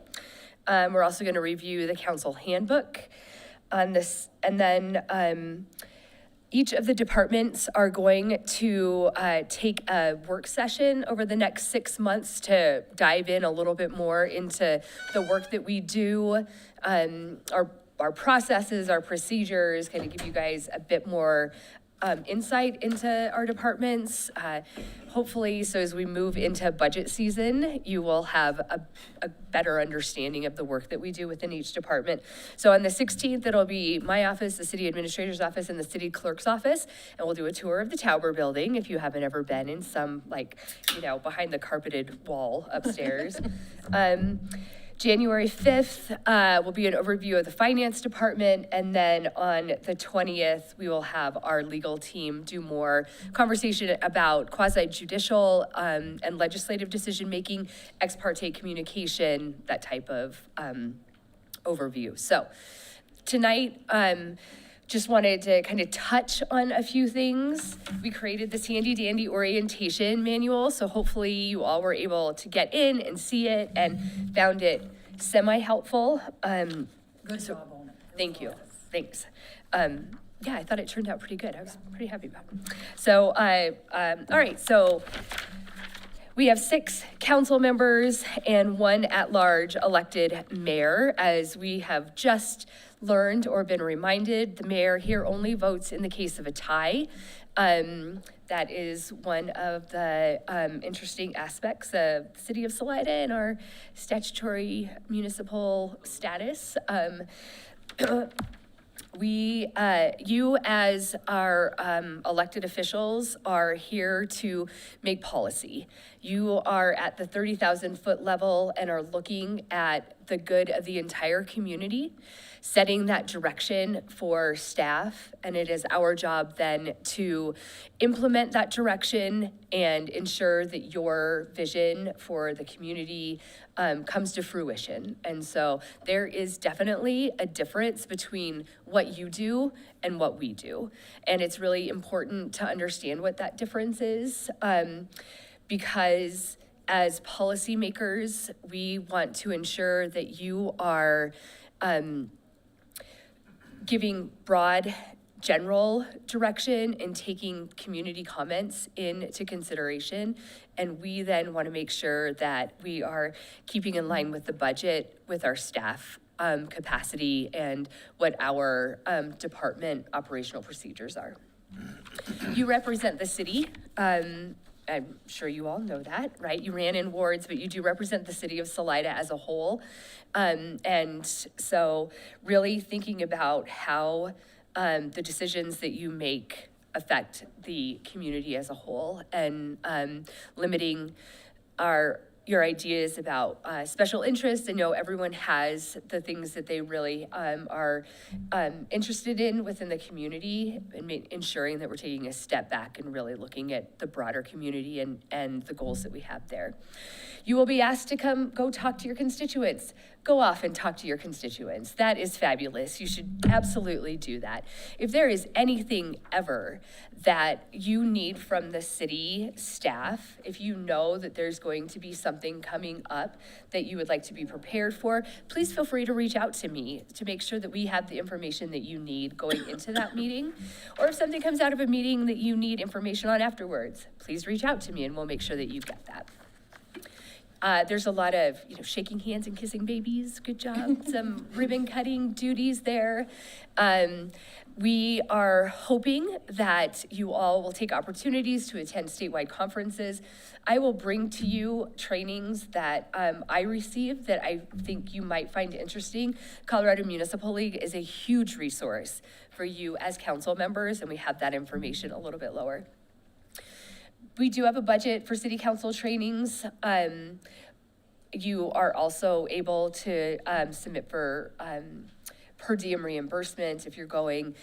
Anytime you want to go to a conference or training, we will register you for that, so you don't have to worry about it. You don't have a city credit card, but we do, and so we can take care of you. So all comes down to let us know what you need, and we will make sure that we get it taken care of.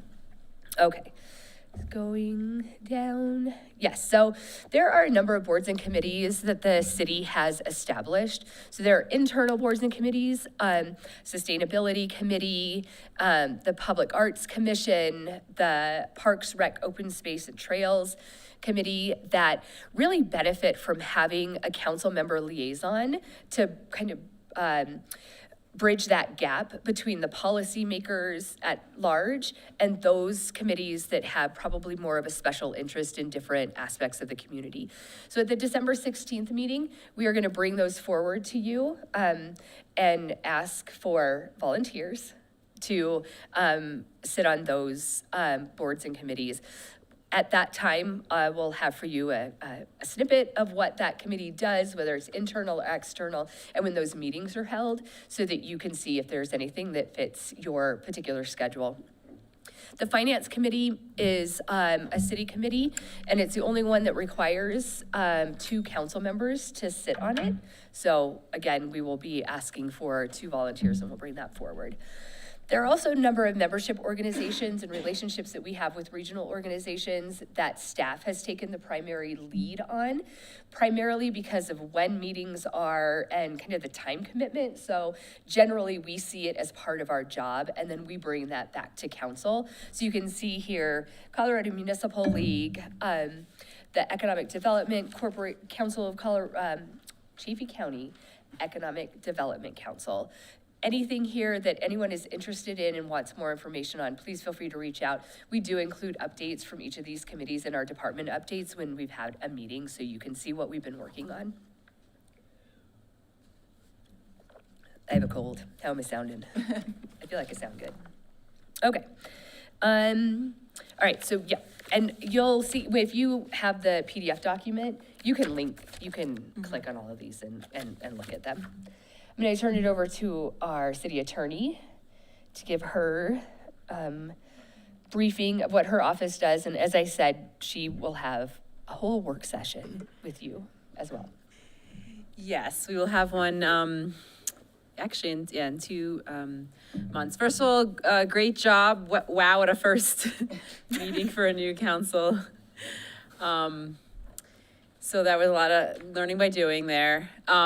These are what's in our code and also our agreement with the city. Our office, we have a law firm that Jeff and Wilson and I started. We now have 10 attorneys, and we all have different areas of expertise. But you'll be seeing myself and Jeff at, here usually. But we kind of like what Christy was saying, you direct the policy and we help you get there. But the lawyers also help you get there in a legal way, or we give legal advice. You could always take it or not take it, but we try to give advice as to anything you're doing. We help write the laws. You might say, okay, we want to do this. We'll put it into writing, your ordinances. If we ever have lawsuits, we try to keep those to a minimum. But we look at contracts. That's our part of what we do. Work with the department heads and Christy all the time, giving legal advice as to anything they want to get done, or helping with liability. We work with the city clerk's a good example because there's so much adjacent to the law that the city clerk does. So we have a great city clerk, but we're always working together to get everything proper. There's a lot of deadlines and statutory requirements for a lot of what Christy does, especially elections, fair campaign practice, and we help with open records. Salida has the most open records requests out of any of our municipalities at our firm. You have a passionate and interested electorate, so we are always helping with that. And open meetings, issues that might come up. I was asked to remind you all about not replying all to emails. That would be great, because that creates, I'll explain in 2 months, but if you're going to talk about something substantive, that creates a meeting, because you're talking about public business, if you are talking about public business, and that could not have been noticed in advance. It's always easier just never to reply all, even if it is about things that are not substantive, even though in 2021, the state legislature had that exceptions for emails that were not substantive, but it's easier to remember not to reply all, or not to have group chats, even like, I don't know, Facebook Messenger, 3 of you don't talk about things that are business. So we attend council meetings, and then we attend other commission meetings as necessary. Probably we cover all the planning commission meetings, some of the historic preservation, and then our office is gonna be doing training for the other commissions, but those we only come as needed. And we feel very strongly in our office, even with contracts, we give staff a template contract that they, for a lot of different situations, we believe strongly in giving the fishing pole versus the fish. I think that's, to help guide. I mean, our law firm feels very strongly about just being a guide and being by your side to get there, but Just enough rope to hang yourself. kind of helping guide. So, there's a lot that we do, but that's a synopsis. And the bulk of my training or I call it a workshop now, but in 2 months will be a lot about quasi-judicial, because that's the part that's it's hardest for you as elected officials. It's easy to explain that to a planning commission member because, I mean, not easy, these issues are very nuanced, but you run for election, people, it's hard, we'll explain to you how to explain to your electorate too why it's so important. I'll go into that in 2 months, but we understand the realities of your position, and that you're here to represent the community, and we'll also explain all of why, and then we'll go into open meetings then, and I believe Christy will go into open records at some point, maybe tonight. But yeah, always reach out to me. The 2 new council members, I'll be reaching out to you just to meet up, because I know everyone else, and kind of get to know you a little bit more, and explain to you one-on-one what our role is and how we could help you. Thanks, Nina. Thanks. Okay, I guess it's me next. I'm going to go through this fairly quickly, so if you have any questions, please ask. The council meetings, they're all recorded. They YouTube, we have an audio recording of them. It's very important to speak into your microphones, sorry, and so everybody can hear, because once in a while we'll get the AV guys sending us a message that they cannot hear. So it's just important to speak into the microphones. And always remember that they could be live. So before a meeting, they start the YouTube meeting a couple minutes before. Sometimes whatever you're saying is heard on YouTube. So just just keep that in mind. Even after the meeting's closed, too. Yeah. Yeah, that's true. That's happened. Adjourned. Civility, we have posted our civility invocation on the wall, so we now have that clear for everybody to see. Bob's Rules of Order, let me scroll here. So we have the abbreviated Robert's Rules of Order that we follow. Motions. Your actions occur by motions, and it's a formal proposal for council action such as approving the minutes, routine deeds, easements, contracts. And I would just interject a little bit. As staff on council action forms, we will put the motion language in there, and that can be used to prompt you. If there are amendments to the motion, and sometimes it can get a little complicated depending on what the topic is, feel free to ask for assistance. We've had instances where Nina has actually read the motion because there were a number of amendments, and that's okay too, because it takes some time to hear everything and kind of process it. Y'all are sitting out there, everybody's staring at you, and you like want to do it right the first time, and it can be a little nerve-wracking. So don't hesitate to make sure that, whatever motion you're bringing forward is clear and accurate based on the conversation that you have so that you all know what you're voting on. And then just if, I won't also be, I'm not shy to interject because I hear what you're saying and I might say, so it's clear for everybody. So if I interject, I'm definitely not trying to change your vote. I'm trying to explain, is this the way you want to say it? So it's clear for the minutes, for the public, that sort of thing. As we saw an example of earlier. Yeah. That was good. You have a staff that is very willing to help you all. We are. So moving on to agendas. The agendas are the official order of business for City Council. We, City Clerk's Office and the department directors meet weekly to go over draft agendas to see what's coming up, to make any adjustments or revisions to those agendas. Items can be added to the agenda by council. Either the mayor can add items, give direction to staff, or two council members can give direction to staff to add an item to the agenda, to a future agenda. And what else about that? Do you have any questions on that, on the agenda part of it? That will generally take place in a public meeting, so. Yeah, that's what I was gonna say. Yeah, at the end of the meeting, there's an opportunity for each council member, each elected official to speak. And at that time is generally if a council member wants to bring forward something to be discussed at a future workshop, work session, or a council meeting, they can make that request and get a second, and that's usually where it happens. So it's clear in the public how something landed on the agenda. So for city council packets, we get the packets together the Wednesday before the following Tuesday meetings. And by the end of the day on Wednesday, I'll email city council and the media, let them know that the packets have been posted, they're available online, and also in your board portal if you guys are using it.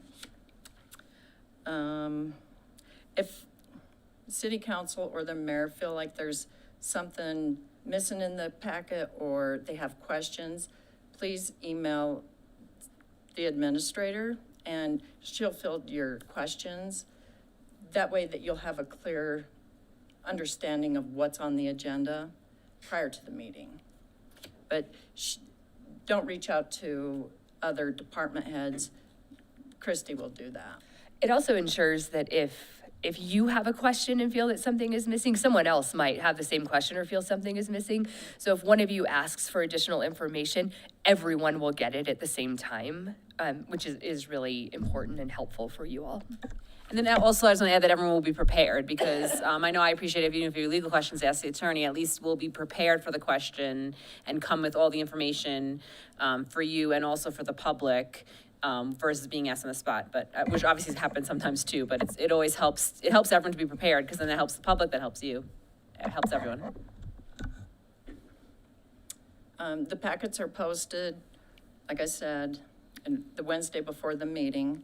No amendments can be made to the packet within 24 hours of the meeting. So if somebody says, oh, I missed something, I need to put it in the packet, can you amend it? I cannot by law amend the packet. Here's the outline of the agendas. Do you have any questions on this? What goes on the consent agenda? And the one thing on the consent agenda is ordinances. We just recently started putting them first reading under consent agenda because it's a first reading of an ordinance that sets second reading and a public hearing. You can always pull off an item from the consent agenda for further discussion, but it just saves time, but putting it on the first one. And the second one, the public hearing, that's when the public gets to hear all the information on that ordinance. And Christy, does it take one or two council members to pull or rearrange from consent? Is it, I mean, I know we've done it as one in the past, but. I think one. I'm trying to remember if it. They make a motion to amend it, and then someone seconds that. Yeah. Okay, I'm like, yeah, because I know we've done it like once where it was like, oh, do we have a second to move the item? Yeah, I caught that too. But then also we've done And then one it where was- somebody just could do it. And then from a practical standpoint, I think you all agree that if one person wants to, that's how you guys have practiced. It's up to you as a new body, but you've practiced it that if one person wants to, then you are like, yeah, let's do that. And obviously you need to make the motion, but that's usually how it happens practically, right? In support of another council member, Correct. kind of Yeah. thing. Yeah, yeah. Sometimes it happens that way. Yeah. Okay, cool. Okay, so public hearings, just like we had tonight, you hear testimony from the public on specific matters and take their information into consideration. During public hearings, the procedural rules need to be followed. And it's like when the mayor says, we'll open the public hearing and take the testimony, have any rebuttal, and then close the public hearing and then discussion. That's the formal process for a public hearing. And then ordinances and resolutions. Again, ordinances have two readings, first and second, unless it's an emergency ordinance. And then if it's a first, or if it's an emergency ordinance, it takes effect upon approval. Normal ordinances take effect 30 days after publication of the second reading. So it takes effect 30 days after the second reading, which is a little while.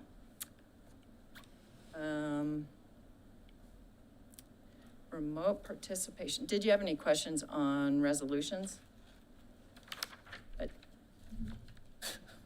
No. Yeah. So remote participation, council adopted policy a couple of years ago, was it? 24, I believe. Yeah. Yes. That you can participate remotely, but no more than 4 times in a 12-month period. And it's best to, if you're not going to be able to be here in person or you're going to join us remotely, to let Christy or I know, so we're aware of that. And I think that's it for me. Do you have any questions? Have you been tracking our attendance forever? Because I just wondered if I got a gold star. I haven't been, no, sorry. That's My what child I just got a perfect attendance award at school, so I'm like, I think you all get stickers. Good job. That'd be pretty awesome. Gold stars. My name is Sarah Law. I am the Public Information Officer and Sustainability Coordinator. I'm going to briefly go through just some light touch on communications. So as you guys know, the city has lots of different channels to reach out to the public. We have several social media channels. We utilize Facebook and Instagram primarily. We then have several newsletters. So tomorrow, you guys can sign up and get the council wrap-up newsletter to go over what you guys just did. But that goes out bi-weekly. It sends out a reminder to folks that are signed up that there is a city council meeting coming up, and then what happens after what happens during the council meeting.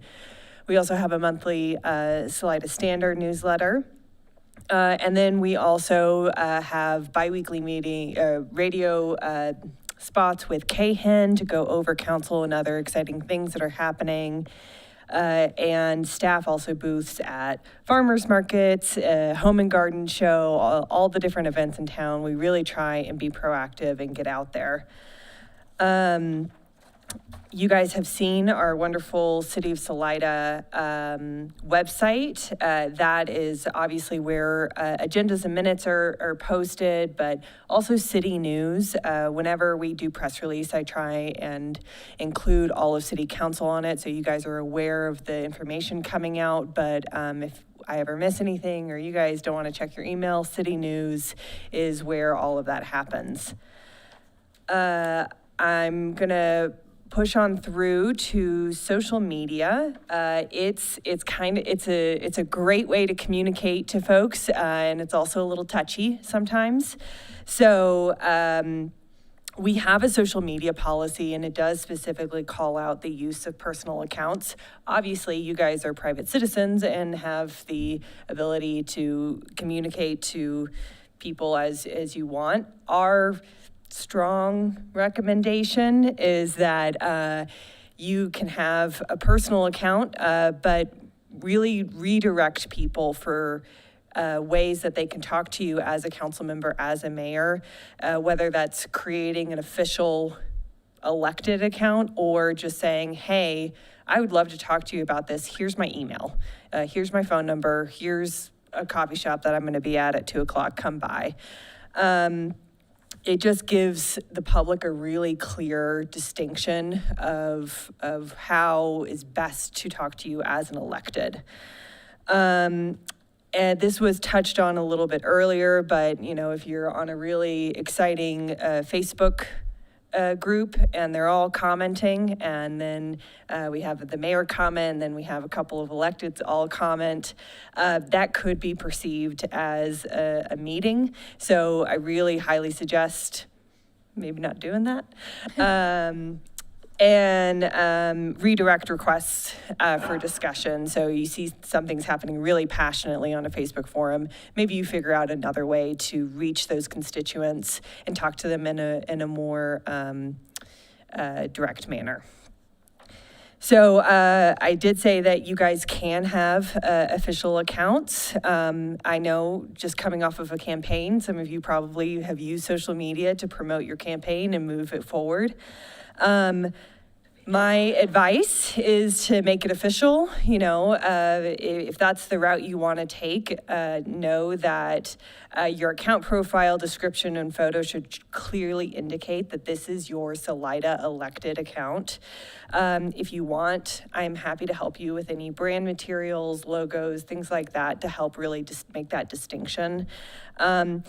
Also, as you do that account is now a public forum. So just keep those things in mind as you move forward. So your engagement with the public is now part of the City of Salida communications, which has really wonderful upsides and maybe some interesting side effects that you weren't expecting. Some of the things we train our staff on is if you post something as a city and you get a lot of comments on it, and maybe some of those comments are not the most productive, we can't hide them. Those are all open forum. Those are all for the public to see. We have, if things start getting like threatening or harassing, we have processes to go through there, but keep in mind that your elected account is now open for discussion. The last thing I'm going to highlight before passing it back to Christy is just reiterating what I was saying is that First Amendment rules for engagement and recent Supreme Court decisions really drive home that when you post about topics related to government work on personal social media accounts, it shows that you're acting on behalf of the government. So really making that clear distinction between personal social media and public elected social media will, I think, really help you down the line in making sure that you're being addressing constituents and not getting yourself in a pickle, which is what we try and do mostly as city staff. All right, back to Christy and Before, Nina. can I just add? Yeah. Because I deal with this in other communities. So kind of how Sarah is explaining is really good. And I just want to add that, you know, even if you do have like that private account, but you're still talking about city business, it's still going to be seen. And you still even just like let's take away the law. You're still like representing the city, right? You're acting. It's very hard to take that hat off if you're talking about anything that relates to the city. Obviously, we're not talking about personal interest or that kind of thing. So it's just like personal advice that you just always think that you're still a council member. It's hard to take that hat off, especially if you are talking about anything related to the city of Salida. And it probably, it's trending, like Sarah said, more towards seeing that as you're still using your official capacity, but it's also just from a personal standpoint, the average person is seeing you as a council member if you're talking about council business, even if you're like, but no, this is my, casual account, so. Casual accounts. I don't know what that is. Like hiking out. Excellent. Yeah, so again, you are in the public eye, whether you're in this room or at the grocery store, and so it is an adjustment. And if there's anything that we can do to help support that, please let us know. Okay, moving along to Cora, real quick. Oh, you want to talk about? Sorry. That's Yes. okay. I just wanted to go over Cora, Colorado Open Records Act, really quick. It's the city records that are governed by open records policy adopted by City Council to ensure the transparent, accessible government. It's important to note that members of the public may request records from any city department, including elected officials. It includes your emails, texts, messages, written documents, and they come through the online portal. And the clerk's office gets those. We disperse them to whatever department. They give us the information. Once that Cora is done, we post it to the website, and the whole public can see who's requesting these and the documents that are attached to that. So it's just really important to be careful what you're emailing, texting, because anybody can request. And just to add, it doesn't matter what device. So if it's a personal device, but I will add the subject matter, it matters. So we're only going to release conversations about public business, not if you we're talking about how the Broncos did great or something. But the device doesn't matter, so. And at our work session, we can open up the Cora portal and show you all how it functions for staff. I think we have 126 Cora requests so far this year, and that is a lot of Cora requests. So, yeah. There's a fun one you can pull up from October. Tax exchange between me and a planning commissioner. It's so. really, and once it happens once that you have to share what you wrote, I think it's a learning opportunity, and I hope you all don't have to learn it, but it is really important. So if you feel like you need to say something, pick up the phone. Okay, overview of Salida government. So just as a preemptive, I've been in local government and state government for 20 years. I am a dork when it comes to public policy and how our local governments function and how we provide service and support to our communities and make them better.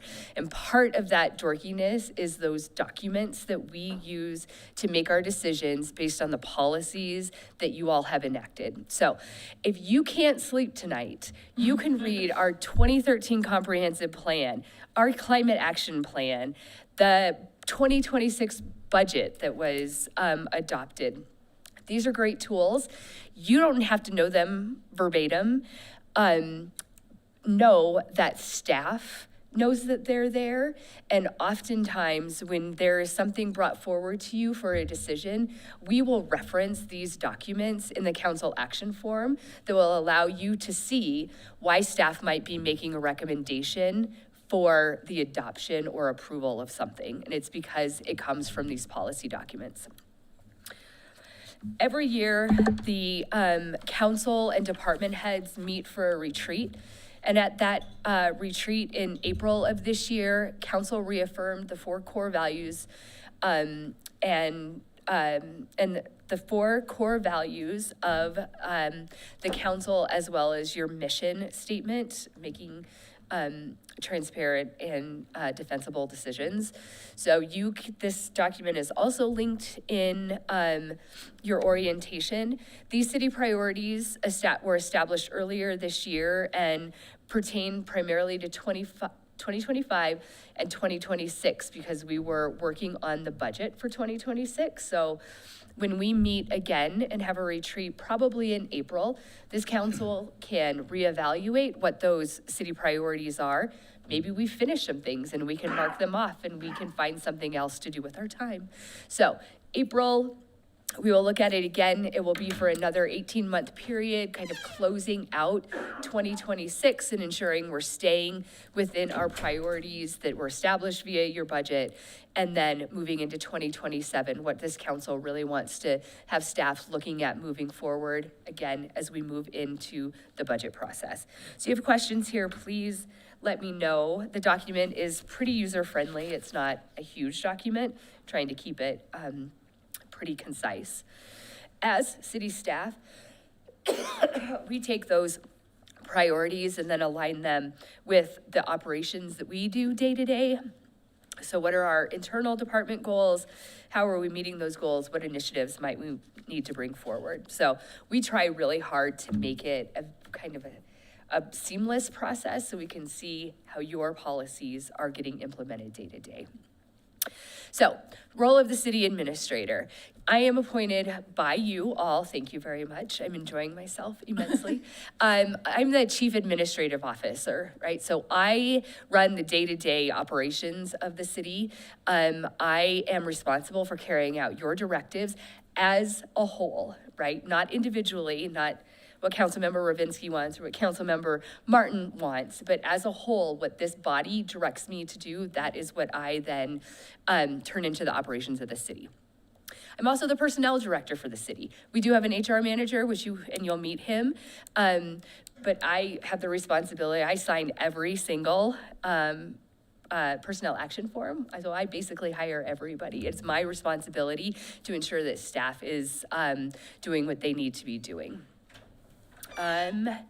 So this is our organizational structure. The citizens of the city of Salida really are kind of all of our bosses, right? So they're electing you, they're letting you know what they want, and then you in turn are appointing the municipal court judge and city prosecutor, our city attorney, city administrator, city clerk, and then you're also appointing members to those boards and commissions. So that's really how it works. You'll see under city administrator, I have purview over each of the departments there, and then each of the departments obviously have organizational charts where our directors are directly responsible for that. Just going back to communications, and I know that it feels like we're probably really harping on this, and it may sound like I am kind of demanding that everything goes through me. And in a little tiny bit, I am. And that is because it's okay for me to have 7 bosses. It's less okay for our staff to have 7 bosses and try to figure out who they need to be responding to. So when some communication comes to me first, then I might be able to answer your question and these guys can be doing what they need to be doing. Or if it's something that takes more research, it's important that I understand what you're hearing from the community so I can share that with our staff as well. So I really try very hard not to be a bottleneck and will get information back to you in a very timely fashion. If we are reaching out to constituents for you, we will let you know how that goes. So I do appreciate just having kind of that line of communication going. Budget overviews, you newbies are so lucky you didn't have to, we like adopting the budget prior to the election so that you guys are coming in, learning a whole bunch of stuff, and you know that we did a really great job knowing where that money is gonna go. We, staff-wise, city administrator, finance director, department directors, we all prepare the budget based on, again, the policies and priorities that you all have set. We review that budget with the treasurer and the finance committee. Then we bring that to the council for your full review and approval. And that is our guiding document. That is where our morals of the community are really set. I will communicate with you as well, like more often. I will set up monthly meetings with each of you. It's an opportunity for you to let me know if you're hearing something, you want to squash a rumor, you want to just, it's really important to me that I have a great relationship with each of you individually so that we're building that trust and you know that you can come to me with everything. So I will reach out to you individually and we can get those meetings set up in whatever way works for you and your schedule. I also send out updates from City Hall. I try to do it a couple times a month. I've been a little lax because of the transition here, but that's an opportunity for me just to let you know if something's going on or I need to get RSVPs from you. And that goes back to what Nina was talking about. You just reply directly to me. You don't need to let everybody know you're going to go to the intergovernmental dinner. You will also get department updates monthly via the council packets. It's usually at the second meeting of the month. So that is an overview. We can pull up the PowerPoint presentation. Other one. I know, we're doing good. We have 18 minutes before you have to say anything. Okay. Should we? Yeah, like, We're gonna cruise through it. Okay. okay, great. We still have our. Do you have the one from? This is the report. Yep. Is this the one you? Well, then we have council report. Yeah, so you can go. Keep going? One more. Yep, that is to, my mission, my office is to be thoughtful and inclusive. Okay, go ahead. These are the services that are provided via my office, and we wanted to put in here, next one, some important upcoming projects. So as a city administrator, everybody's projects is really important to me and it's exciting and I work with every single department. So this obviously is, not the only thing that I'm working on. However, HR is within our realm. So we're really going to be focusing on how to keep and recruit employees, ensuring that we are compensating our employees fairly, getting the greenhouse gas inventory completed. And we are trying really, really hard to better the relationships that we have with our partners. And one of our ideas is to have quarterly meetings so that we're having a better exchange of ideas.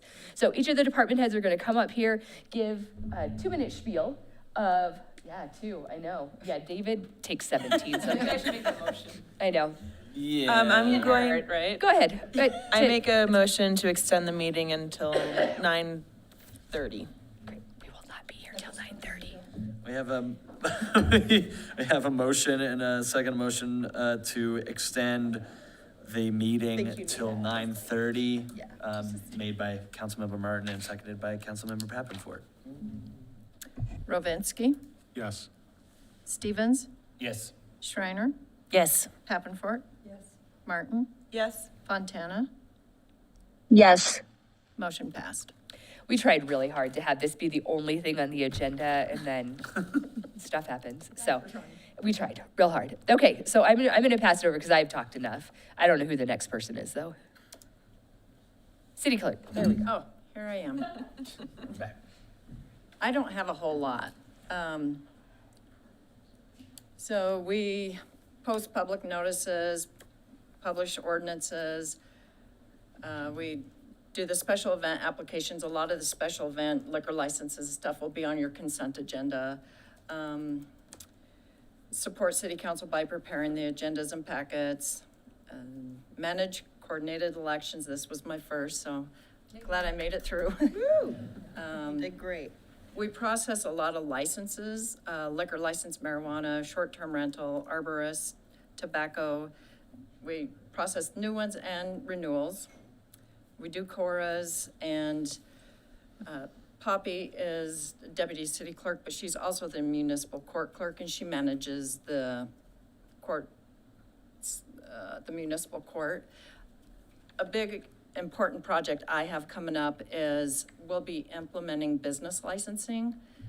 It's a huge project, so that's why I have just a little bit. But I will be starting on that beginning in January, and then also establish a record retention policy.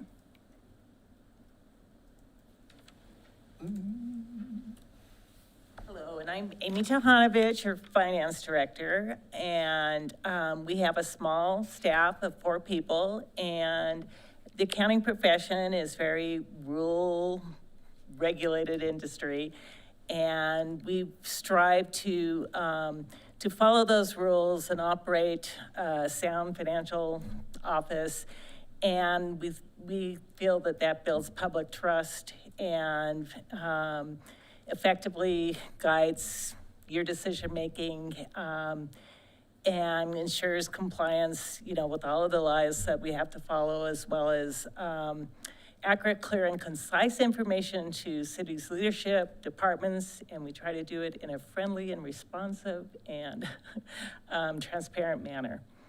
Next slide. Core services we provide, the nerd work in the county, all the accounting work. I'm very proud of our hardworking staff.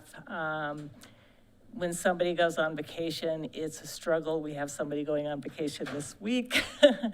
But I love that everybody fills in for each other. We get along really well. We do pay all the bills.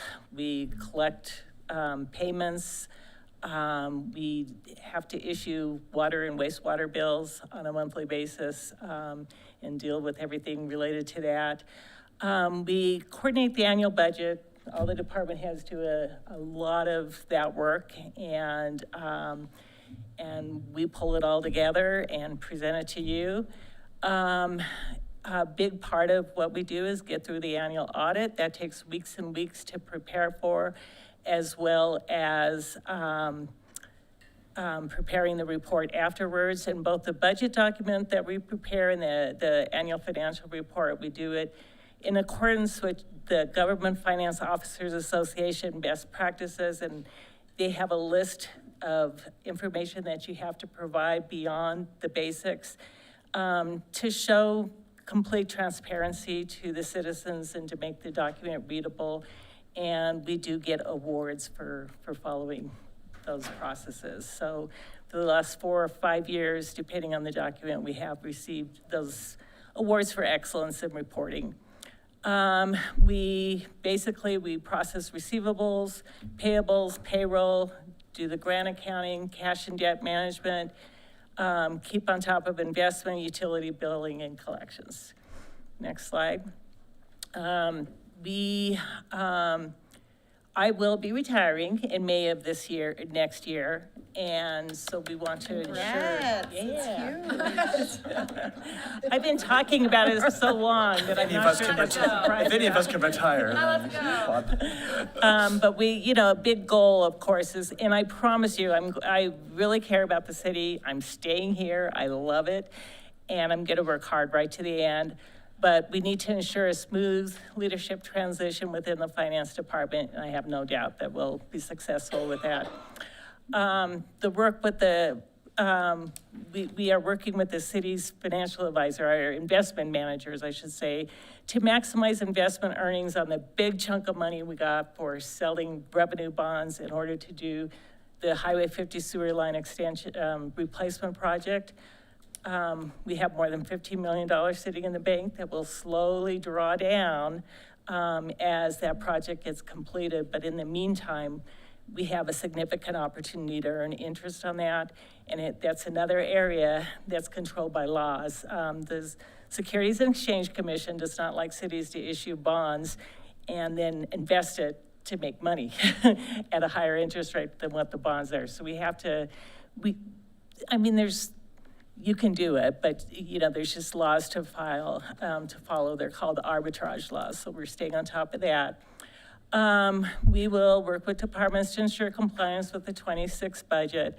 We have a great team. I mean, everybody is very engaged and works hard to be fiscally conservative.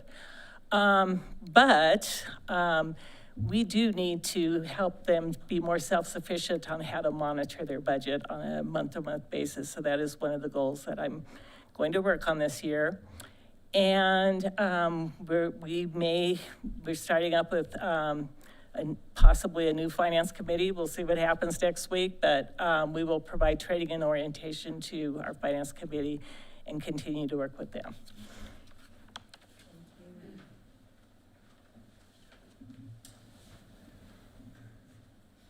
Hey again. Bill Almquist, Community Development Director. We also have a pretty small staff. There's 3 of them underneath me, 2 planners and planning tech. But we do a wide variety of roles that we play. Next slide. Anything from processing land use applications, which are more of the like, I want to do a subdivision, as well as building permits. Like, I want to build a house on one of those lots that we just got subdivided. And we also do a lot of the long-range planning or work with other, city departments on those plans. A lot of the little permits, sign permits, outdoor vendor permits that come through our office.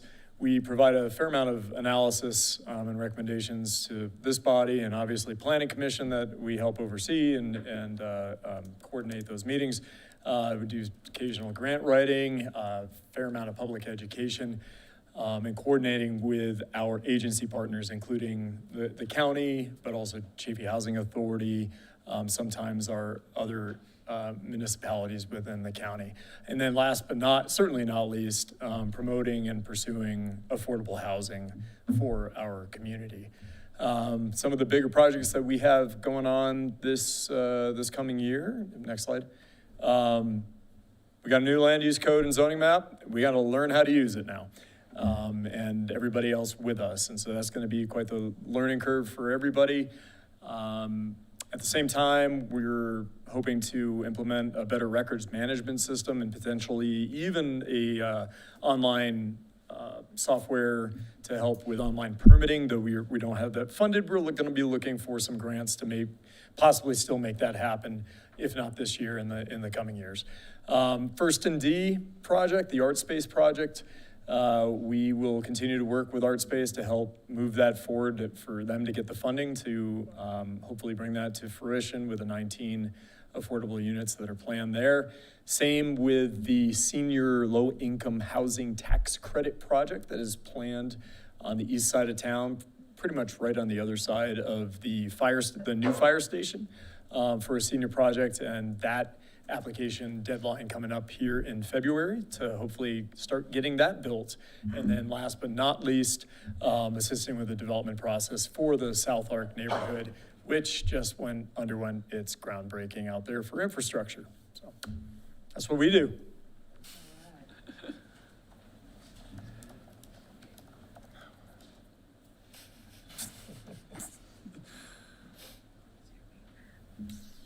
Good evening, Mayor and Council. Russ Johnson, Police Chief here in Salida. I'll try to keep it brief. I'll go into more detail when we actually do our department breakdown. We are broken down into 2 divisions. We have a patrol division, which is I guess if you're looking at it on the right, and then on the left, the administrative division. Patrol division handles all of your calls for service, traffic accidents, theft calls, in-progress calls. And the administration division houses the SRO, the community service element, the records department, evidence, and all of our investigations. Our mission of the department is to protect and serve the community and treat everybody with dignity and respect. Uniform patrol, I kind of covered that. They handle anything from medical assist, community relations, foot patrol downtown, enforcing all the municipal ordinances and state laws. The administrative encompasses investigation SWAT team, our drug task force. That's the SWAT team and the drug task force are countywide combined teams between us, Chaffey County, and Buena Vista. The school resource officer, Walk-in assistance, we get a lot of people that just show up and ask questions and don't know what to do with the situation, so we handle a lot of walk-ins at the office. And then our community service element, they handle anything from found property, non-criminal type calls, to vehicle VIN verifications, just animal complaints and general stuff like that. And then we have a lot of community programs. We try to partner with different organizations in the community. We just had the bike program at the fourth grade at the elementary school. We have Shop with the Cop coming up. That's my personal favorite. We do some Halloween safety stuff at the elementary school. We provide FOP, which is Fraternal Order of Police, police officer funded school scholarships for people that are interested in law enforcement. I work with different organizations, FYI, things like that. Projects we have coming up, we have the police station remodel, the building that was purchased out on Highway 50. We're in the final stages of selection of the contractor for that. That'll come to you guys on December 16th for approval. We should be selecting the contractor the first week of December. The co-responder program, something that Sol Vista used to handle, that Chaffey County wrote a grant for and now administers. We had been asked to bring that back to you guys in the summer just to do a kind of evaluation of how the program's going. So we'll bring that back here in a few months and chat about it some more. When we do move into the new building, it's quite a daunting task for the evidence. Every single piece of evidence has to be accounted for, and every single piece of evidence has to have a chain of custody from this building to the new building and documentation of all that. So that alone is going to be a very labor-intensive project that's going to take probably at least 2 weeks to complete. How long do you keep evidence for? We have some evidence that we will have for existence that we can never get rid of. And then we have evidence, the majority of the evidence, if it goes to trial, when the trial's done, DA sends us a notice, case is complete, you can do X with evidence. If it's a statute of limitation thing where we never charged it, or if it's just been sitting in there and the statute of limitations comes up, then we can get rid of it. So we have a team that works under the admin that goes in and handles all the check-in, check-out, taking it to the lab. We're actually taking evidence to the lab up in CBI tomorrow. So it's evidence is our number one liability and important thing for cases to be prosecuted. So we're very detailed on that. Thank you. Let's see, staffing, always an issue. I think I've been here 21 years next month, and we've been full staff maybe 2 weeks. So it's we got full staff on paper a couple of weeks ago, and that didn't last. So we're always looking for police officers, code enforcement officers. We will continue that. We have to stay competitive with other agencies. It's a competitive market right now because there's not a lot of police officers or people wanting to become police officers. So you've really got to put forth a good effort to get them to come to your community.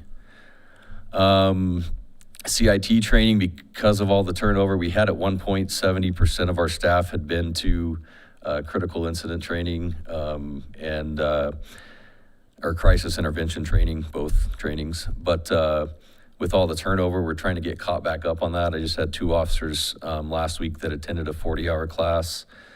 We will keep doing that. Training in a whole is a big priority of mine. We set a goal every year to hit 200 hours. We haven't hit that in a few years, but we have been over 150 hours, which is probably in the top 1% in the state as far as training hours per officer. And then to continue with community programs, community engagement and community trust is what helps us do our job and what keeps us in good favor with the community. So that's one thing we like to concentrate on, and we like the community to like the cops. Any questions?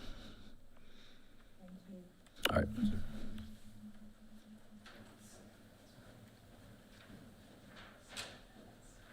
Hello, Mr. Mayor, Council. My name's Aaron Jonke. I'm your fire chief. First, a little bit about the fire department. We have 15 sworn firefighters and 1 administrative coordinator.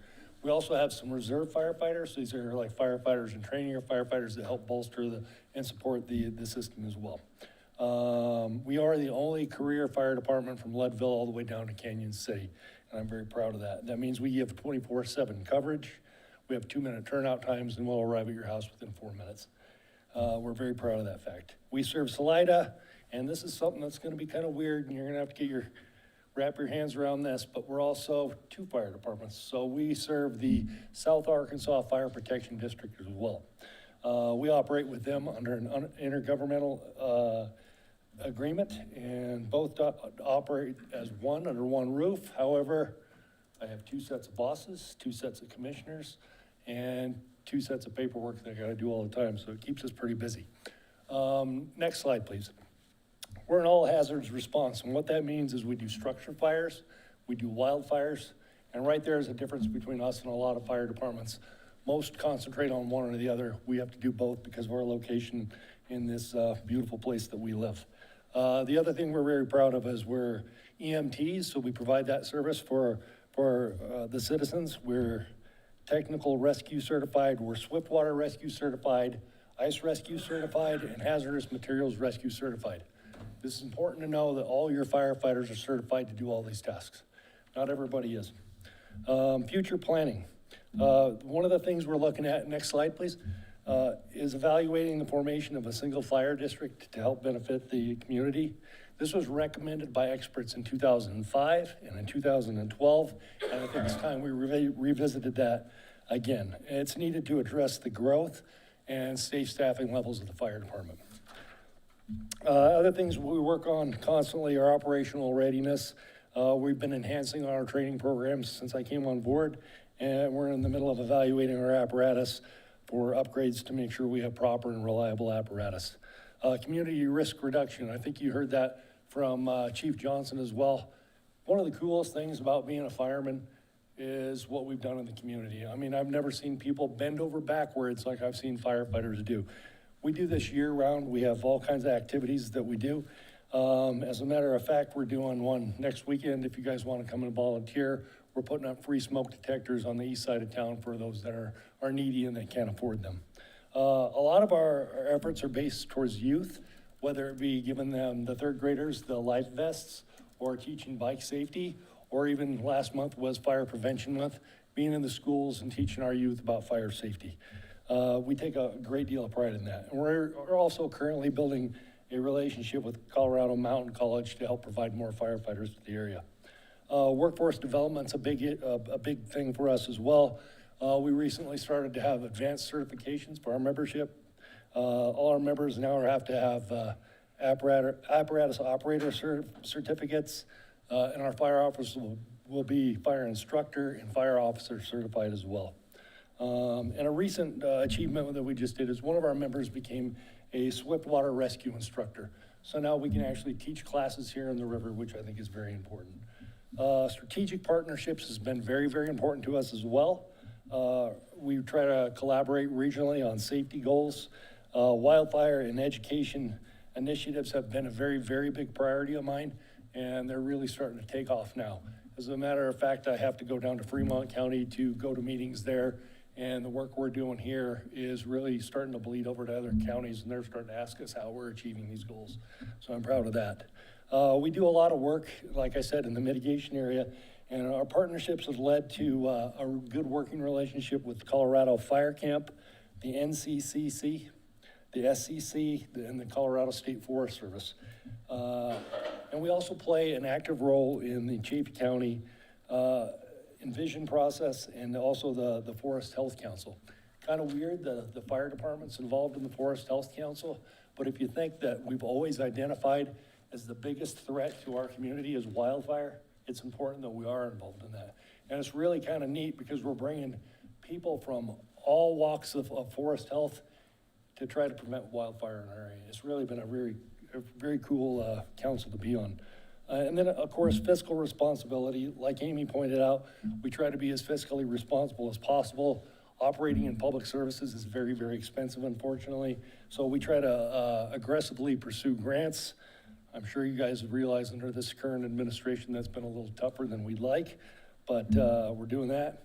The last council, some of you folks here have approved that we use and repurpose the old firehouse for mitigation crews. So although the bottom is open for office space that we can use for the city, the top we're being used to house mitigation crews. These folks come in and work for free and come and mitigate our community. So we're trading that for a building that we already own, and we're having our other fire department pay for all the utilities, so we're getting it for free. So it's a really good deal. So we're trying to be as fiscally responsible as possible. So I know that's a lot, but we'll learn more about the fire department and how 2 fire departments work as one in March. So thank you. Thanks.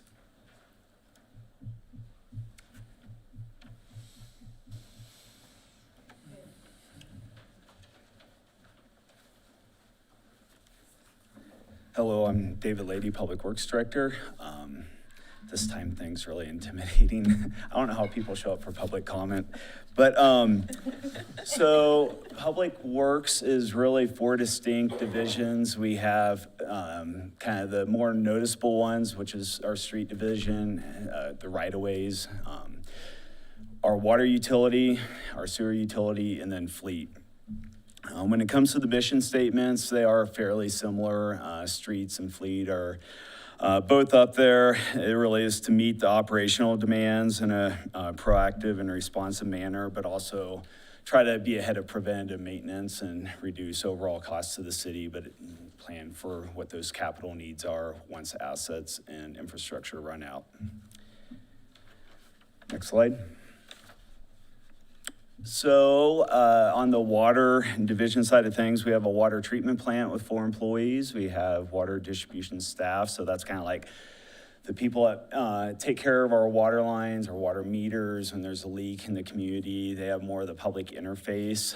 And so we kind of have those 2 different roles within our water plant. One of the primary missions is to ensure that the public has good quality and safe drinking water. Those are also requirements through the Colorado Department of Public Health. So there's a lot of testing that has to take place to ensure that good water is going out. And then on the other side, certainly a high value is making sure we provide good customer service to the public when things do go wrong or there's a broken line and that sort of thing. Last winter was kind of rough. It was one of the coldest couple day spans that we had seen in quite a few years. So we had staff kind of working around the clock dealing with some frozen water meters. It's one of those things that crops up every 5-10 years. But so that sort of thing is the customer service that we deal with from time to time. Next. Wastewater, certainly it's the dirtier job as it may sound. It's really, but our wastewater treatment plant is really state of the art. It has won awards at the state level. It's about a $50 million facility, so there's a lot of high-tech equipment that goes into it. It's not like a hands-on mechanical thing. It's a lot of biology, lab work, and quality treatment of wastewater. We have 4 staff out there as well, and the distribution collection, like the pipeline staff, is approximately 6. Next. Core services provided. I won't go and read through all of these, but as you can imagine with streets, this time of year we start thinking about snow removal. It's very seasonally driven, what they focus on in the field. But, from about March through end of October, we have a lot of capital projects that are being built. Those kind of need to be winding down at this time of year just due to weather. Focus more on getting through the winter, and then we start all back up again. The water utility division, again, treat the water, make sure it can get to the home, meter it, bill, et cetera. Wastewater treatment's very similar as well. And lastly, I'll hit on our upcoming projects. We have some that aren't listed here. These are kind of the bigger ones that will impact the community. Certainly street projects, you will hear about them, depending on what ward you lived in. They do take time. Unfortunately, when infrastructure wears out, street projects can be very time consuming to properly construct. A lot of times you can do bits and pieces, but for example, like Oak Street was a project that needed stormwater infrastructure. All the stormwater pipes didn't even exist. That's why one of the main reasons a lot of people went to council is because their properties would get inundated with stormwater. That took a lot of extra time. It was probably 3 to 5 months of the project was just putting those pipes in the ground. Same thing, replacing water and sewer lines adds time. So that's why they take quite a while to construct. South Arc neighborhood, fortunately, even though it's not in somebody's front yard, it's in a place where a lot of people recreate. So, there'll be pros and cons to that, but that is going to be getting underway here shortly. Appreciate those that were able to come to the groundbreaking. The West 291 entryway streetscape improvements. I should also note both number 1 and 2 are both grant funded. We were kind of mid to tail end of completing a lot of these grant funded projects where money became available a few years ago. But the West 291 project is to provide some of the similar pedestrian and biking facilities that we saw on Oak Street, from essentially Marvin Park out to almost the hospital. So a similar type of project that's out to bid right now. US 50 sewer main replacement, that is almost a $15 million project to upgrade the sewer main to Poncha Springs that probably, I'm guessing most of you are familiar with. That will be getting going likely later this winter. The Mesa water tank construction, that's a project that is more or less needing to be done due to growth. As we grow, we need more water storage to deal with fire demands and also just the increase in homes and whatnot. And lastly, County Road 105 bridge replacement. There was a bridge kind of over there by Two Rivers, East Salida. It's a very dated bridge. We get state inspection reports. It's reaching the end of its life. Again, it's kind of replacing infrastructure. Not super exciting, but something that needs to be done. So those are kind of the top 5 that I wanted to mention. Yeah, I'm excited for it. The bridge? Yeah. Yeah, it's exciting. Super exciting. I live over Down there. for it. Fun. That's Yeah, kind this of old, a fun. yeah, Old Stage Road, yeah. Little Arkansas goes in there? Mhm. Yes, Yeah, and Little they'll have like a Arkansas. sidewalk on it, but also there's an old concrete structure that prevents fish migration, so Trout Unlimited has also been very excited. So sometimes these projects have other impacts that people are looking forward to, so. There you go. Thanks. So Diesel could not be here tonight. Diesel Post is the Director of Arts, Parks, Recreation, and Culture. And so I'm just going to go over this very quickly. Again, he'll be here later to walk through everything in more detail. So as you may be aware, we have had 2 different departments for a while, Parks and Recreation and Arts and Culture. And for a few reasons, we looked at combining the services for both of those departments. Operationally and financially, it made more sense given the work that was happening in both of them, primarily facilities, facility rentals, and providing programming to the community. Both kind of sides of that, we're doing practically the same thing, and we were quite honestly paying twice the number of people to do things, and we're finding a lot of efficiencies by combining the 2 of them. So here's the Parks and Recreation, which we kind of separated a little bit out here because we're still in the process of transitioning into the one department. So Parks and Recreation, obviously, they want to, we're here to provide that park and recreation services. We want people to be healthy, be outside. People are here because they want to play, and we want to provide those services for those people as well. Next, yep, can't read that. So you can look at it later and focus in on it. Next, so some upcoming projects that they have going on. We want to keep this place nice looking, right? People come here, they want to enjoy outside. Our residents want to be able to go to parks and have it be just a nice place to be. So our Parks Department has been really thoughtful in how we keep our parks green, but also save money and thus save water and save money for the city. So by implementing some new watering techniques, we're able to add irrigation to more parks because we are using less water. So we're making more of our parks nicer. Oak Street looks great, right? The street looks great, curb and gutter looks great. We also need a little greenery over there. So we're gonna get some landscaping done over there as well. We're always looking for ways to train our staff. And so, again, parks, because it is such an out there in the community part of our staffing, really making sure that our parks employees are staffed up. We have a lot of assets in the community that we're responsible for. So from the steam plant to the aquatic center to fire stations and police stations and other buildings that we actually rent to nonprofits and other organizations.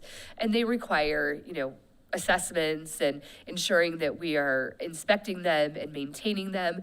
So the 2026 budget was a little tighter. David gets to do all the fun stuff that people are gonna see, and the rest of us are relegated to just fixing what we got. So a lot of what Parks and Recreation, Arts and Culture, and some of our other departments are really working on is maintaining what we have. It's really important to maintain our investments. So that is a big push for this department in particular. This last one doesn't sound all that exciting, but it's, when you start buying toilet paper and paper towels from like 14 different places, 14 different facilities, there are a lot of efficiencies that go into that. So really streamlining where we're getting a lot of our supplies from will help us make better financial decisions. Arts and culture. We love our arts and culture here in Salida, and we want to keep it strong, and we want to keep it healthy, and we want to keep it fun and affordable, and we want our residents to be able to participate, and we want to draw people into our community as well.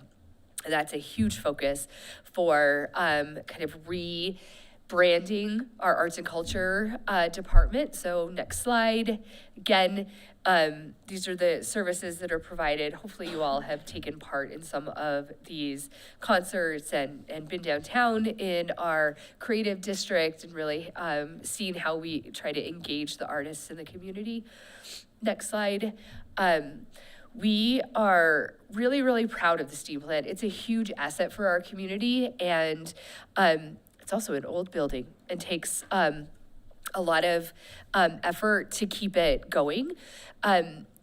As you all, so I'll go back to number one. Number two, we recently rolled out this new subsidy, cost recovery, and pricing policy. And along with that came, in some instances, where we're increasing prices for people to use our facilities.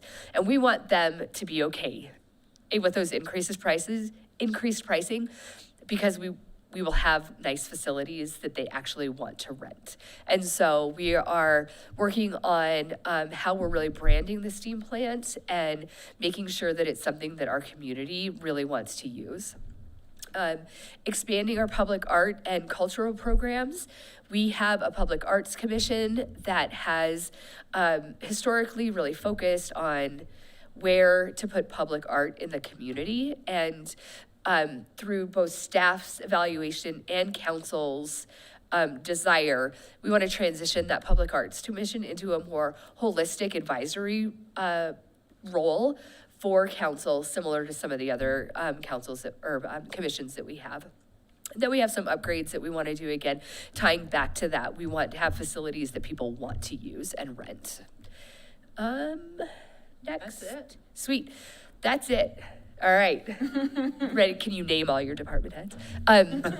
So I hope you can see we put a lot into the work that we do every day. We're all very proud to work in this community and live here. We're all very proud to be part of this organization, and we're really happy that you all are here as well. So do not hesitate to reach out if there's anything that you need. And I know it was a lot to digest. Really appreciate your time. Cool. Thank you, Christy. Thanks. Okay, we can move on to council reports. Councilmember Stevens? Today's meeting, we sit up here and we listen to, a lot of different, ideas and projects, and we do our discussions, we make our votes. And a lot of it's just for people that, that maybe have been here for a long time, maybe haven't been here for a long time, and just kind of coming here and getting what they want done. And sometimes it goes your way, sometimes it doesn't. But tonight's meeting was a little different. Anytime that I can get behind a local that's been here, rooted deep in this town, and let them, maybe keep a hold of something that they've had for a long time and they want to pass down to their generations. And if it happens hopefully sooner than later, then that's something that I'm gonna try and stand behind every time. And then, there's been this talk lately up here about, what could happen down the line. Yeah, there's, in certain places we definitely have to think about that very deeply and hardly to keep kicking the can down the road is kind of what people kind of say. But I just can't, that's another thing that, like, if we lived in that mentality our whole lives, we wouldn't get anywhere. So we gotta kind of stop leaning on that what could happen. I understand it. It's scary. Like we get intimidated by the word referendum or lawyering up, but we also gotta stand up here and have a little bit of a backbone as well, and not really let that stuff kind of push us around. So yeah, what the vote that happened tonight was, I feel like was one of the good ones, and I feel like, one that I can kind of really stand behind. But anyway, on the note, I just want to say welcome to the board, new members. Congratulations to our new mayor. I'm excited to keep moving forward and seeing where we go. So, and heal up there, Fontana.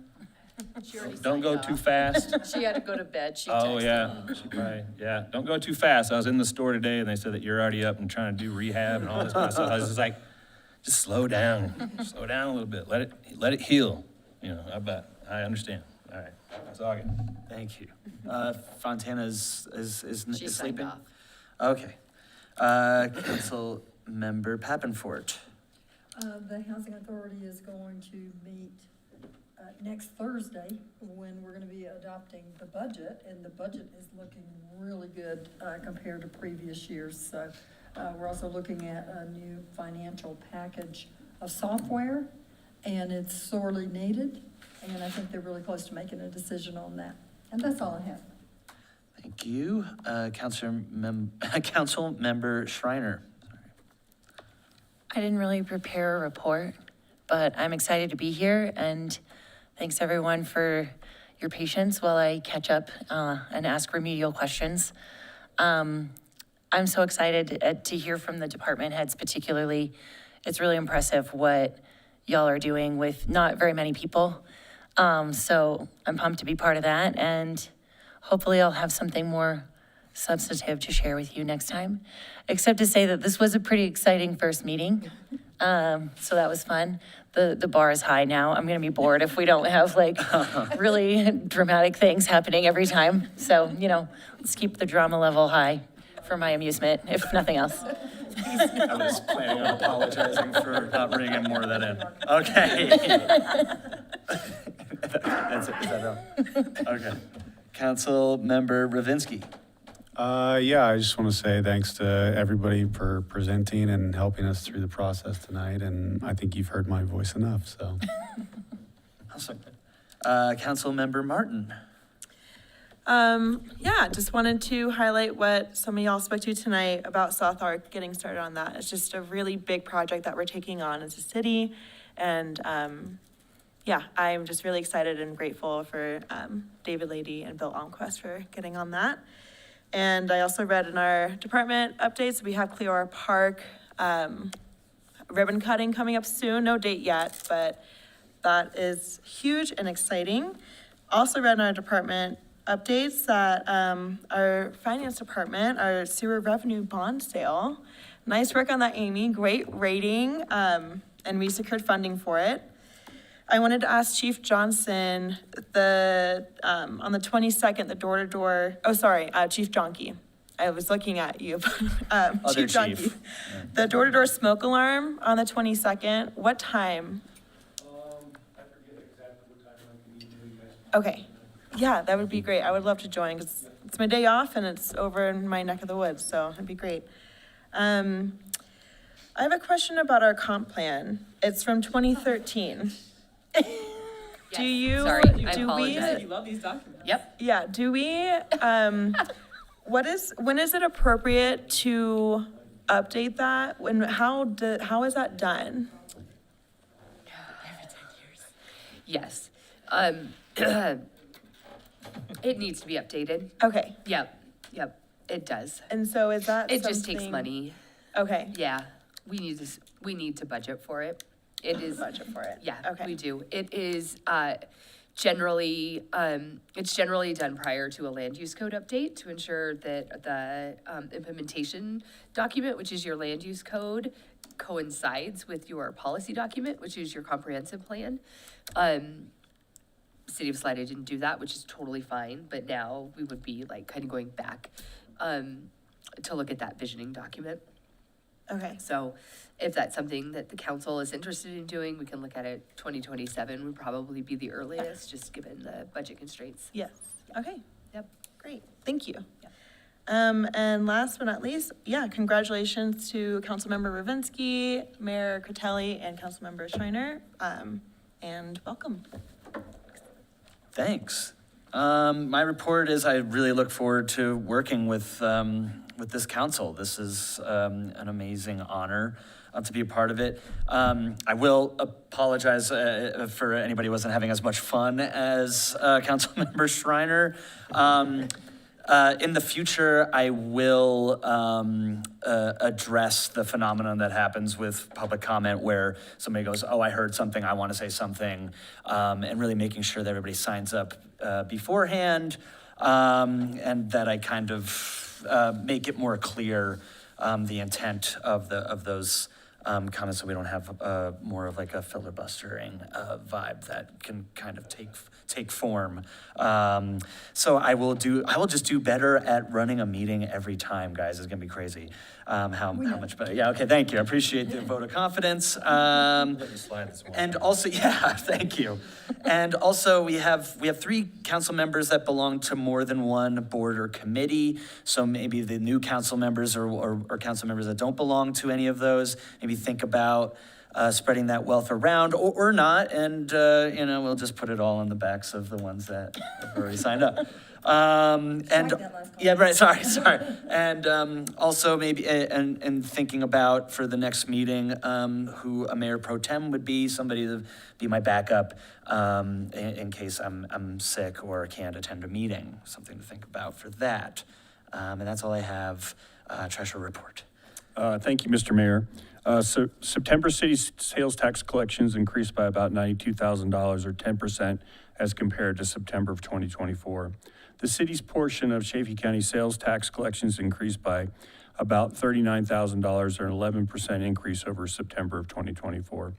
In total, sales tax receipts are 10.3% higher for September and 4.2% higher year to date. That's the end of my report. Oh, that's great news. Okay, awesome. Sorry, attorney's report. Nothing other than, again, welcome to the new council members. I look forward to working with this new board. Awesome, thank you. And department updates? That's awesome. And now the last thing, motion to adjourn. I move to adjourn. Second. All in favor? Aye. Aye.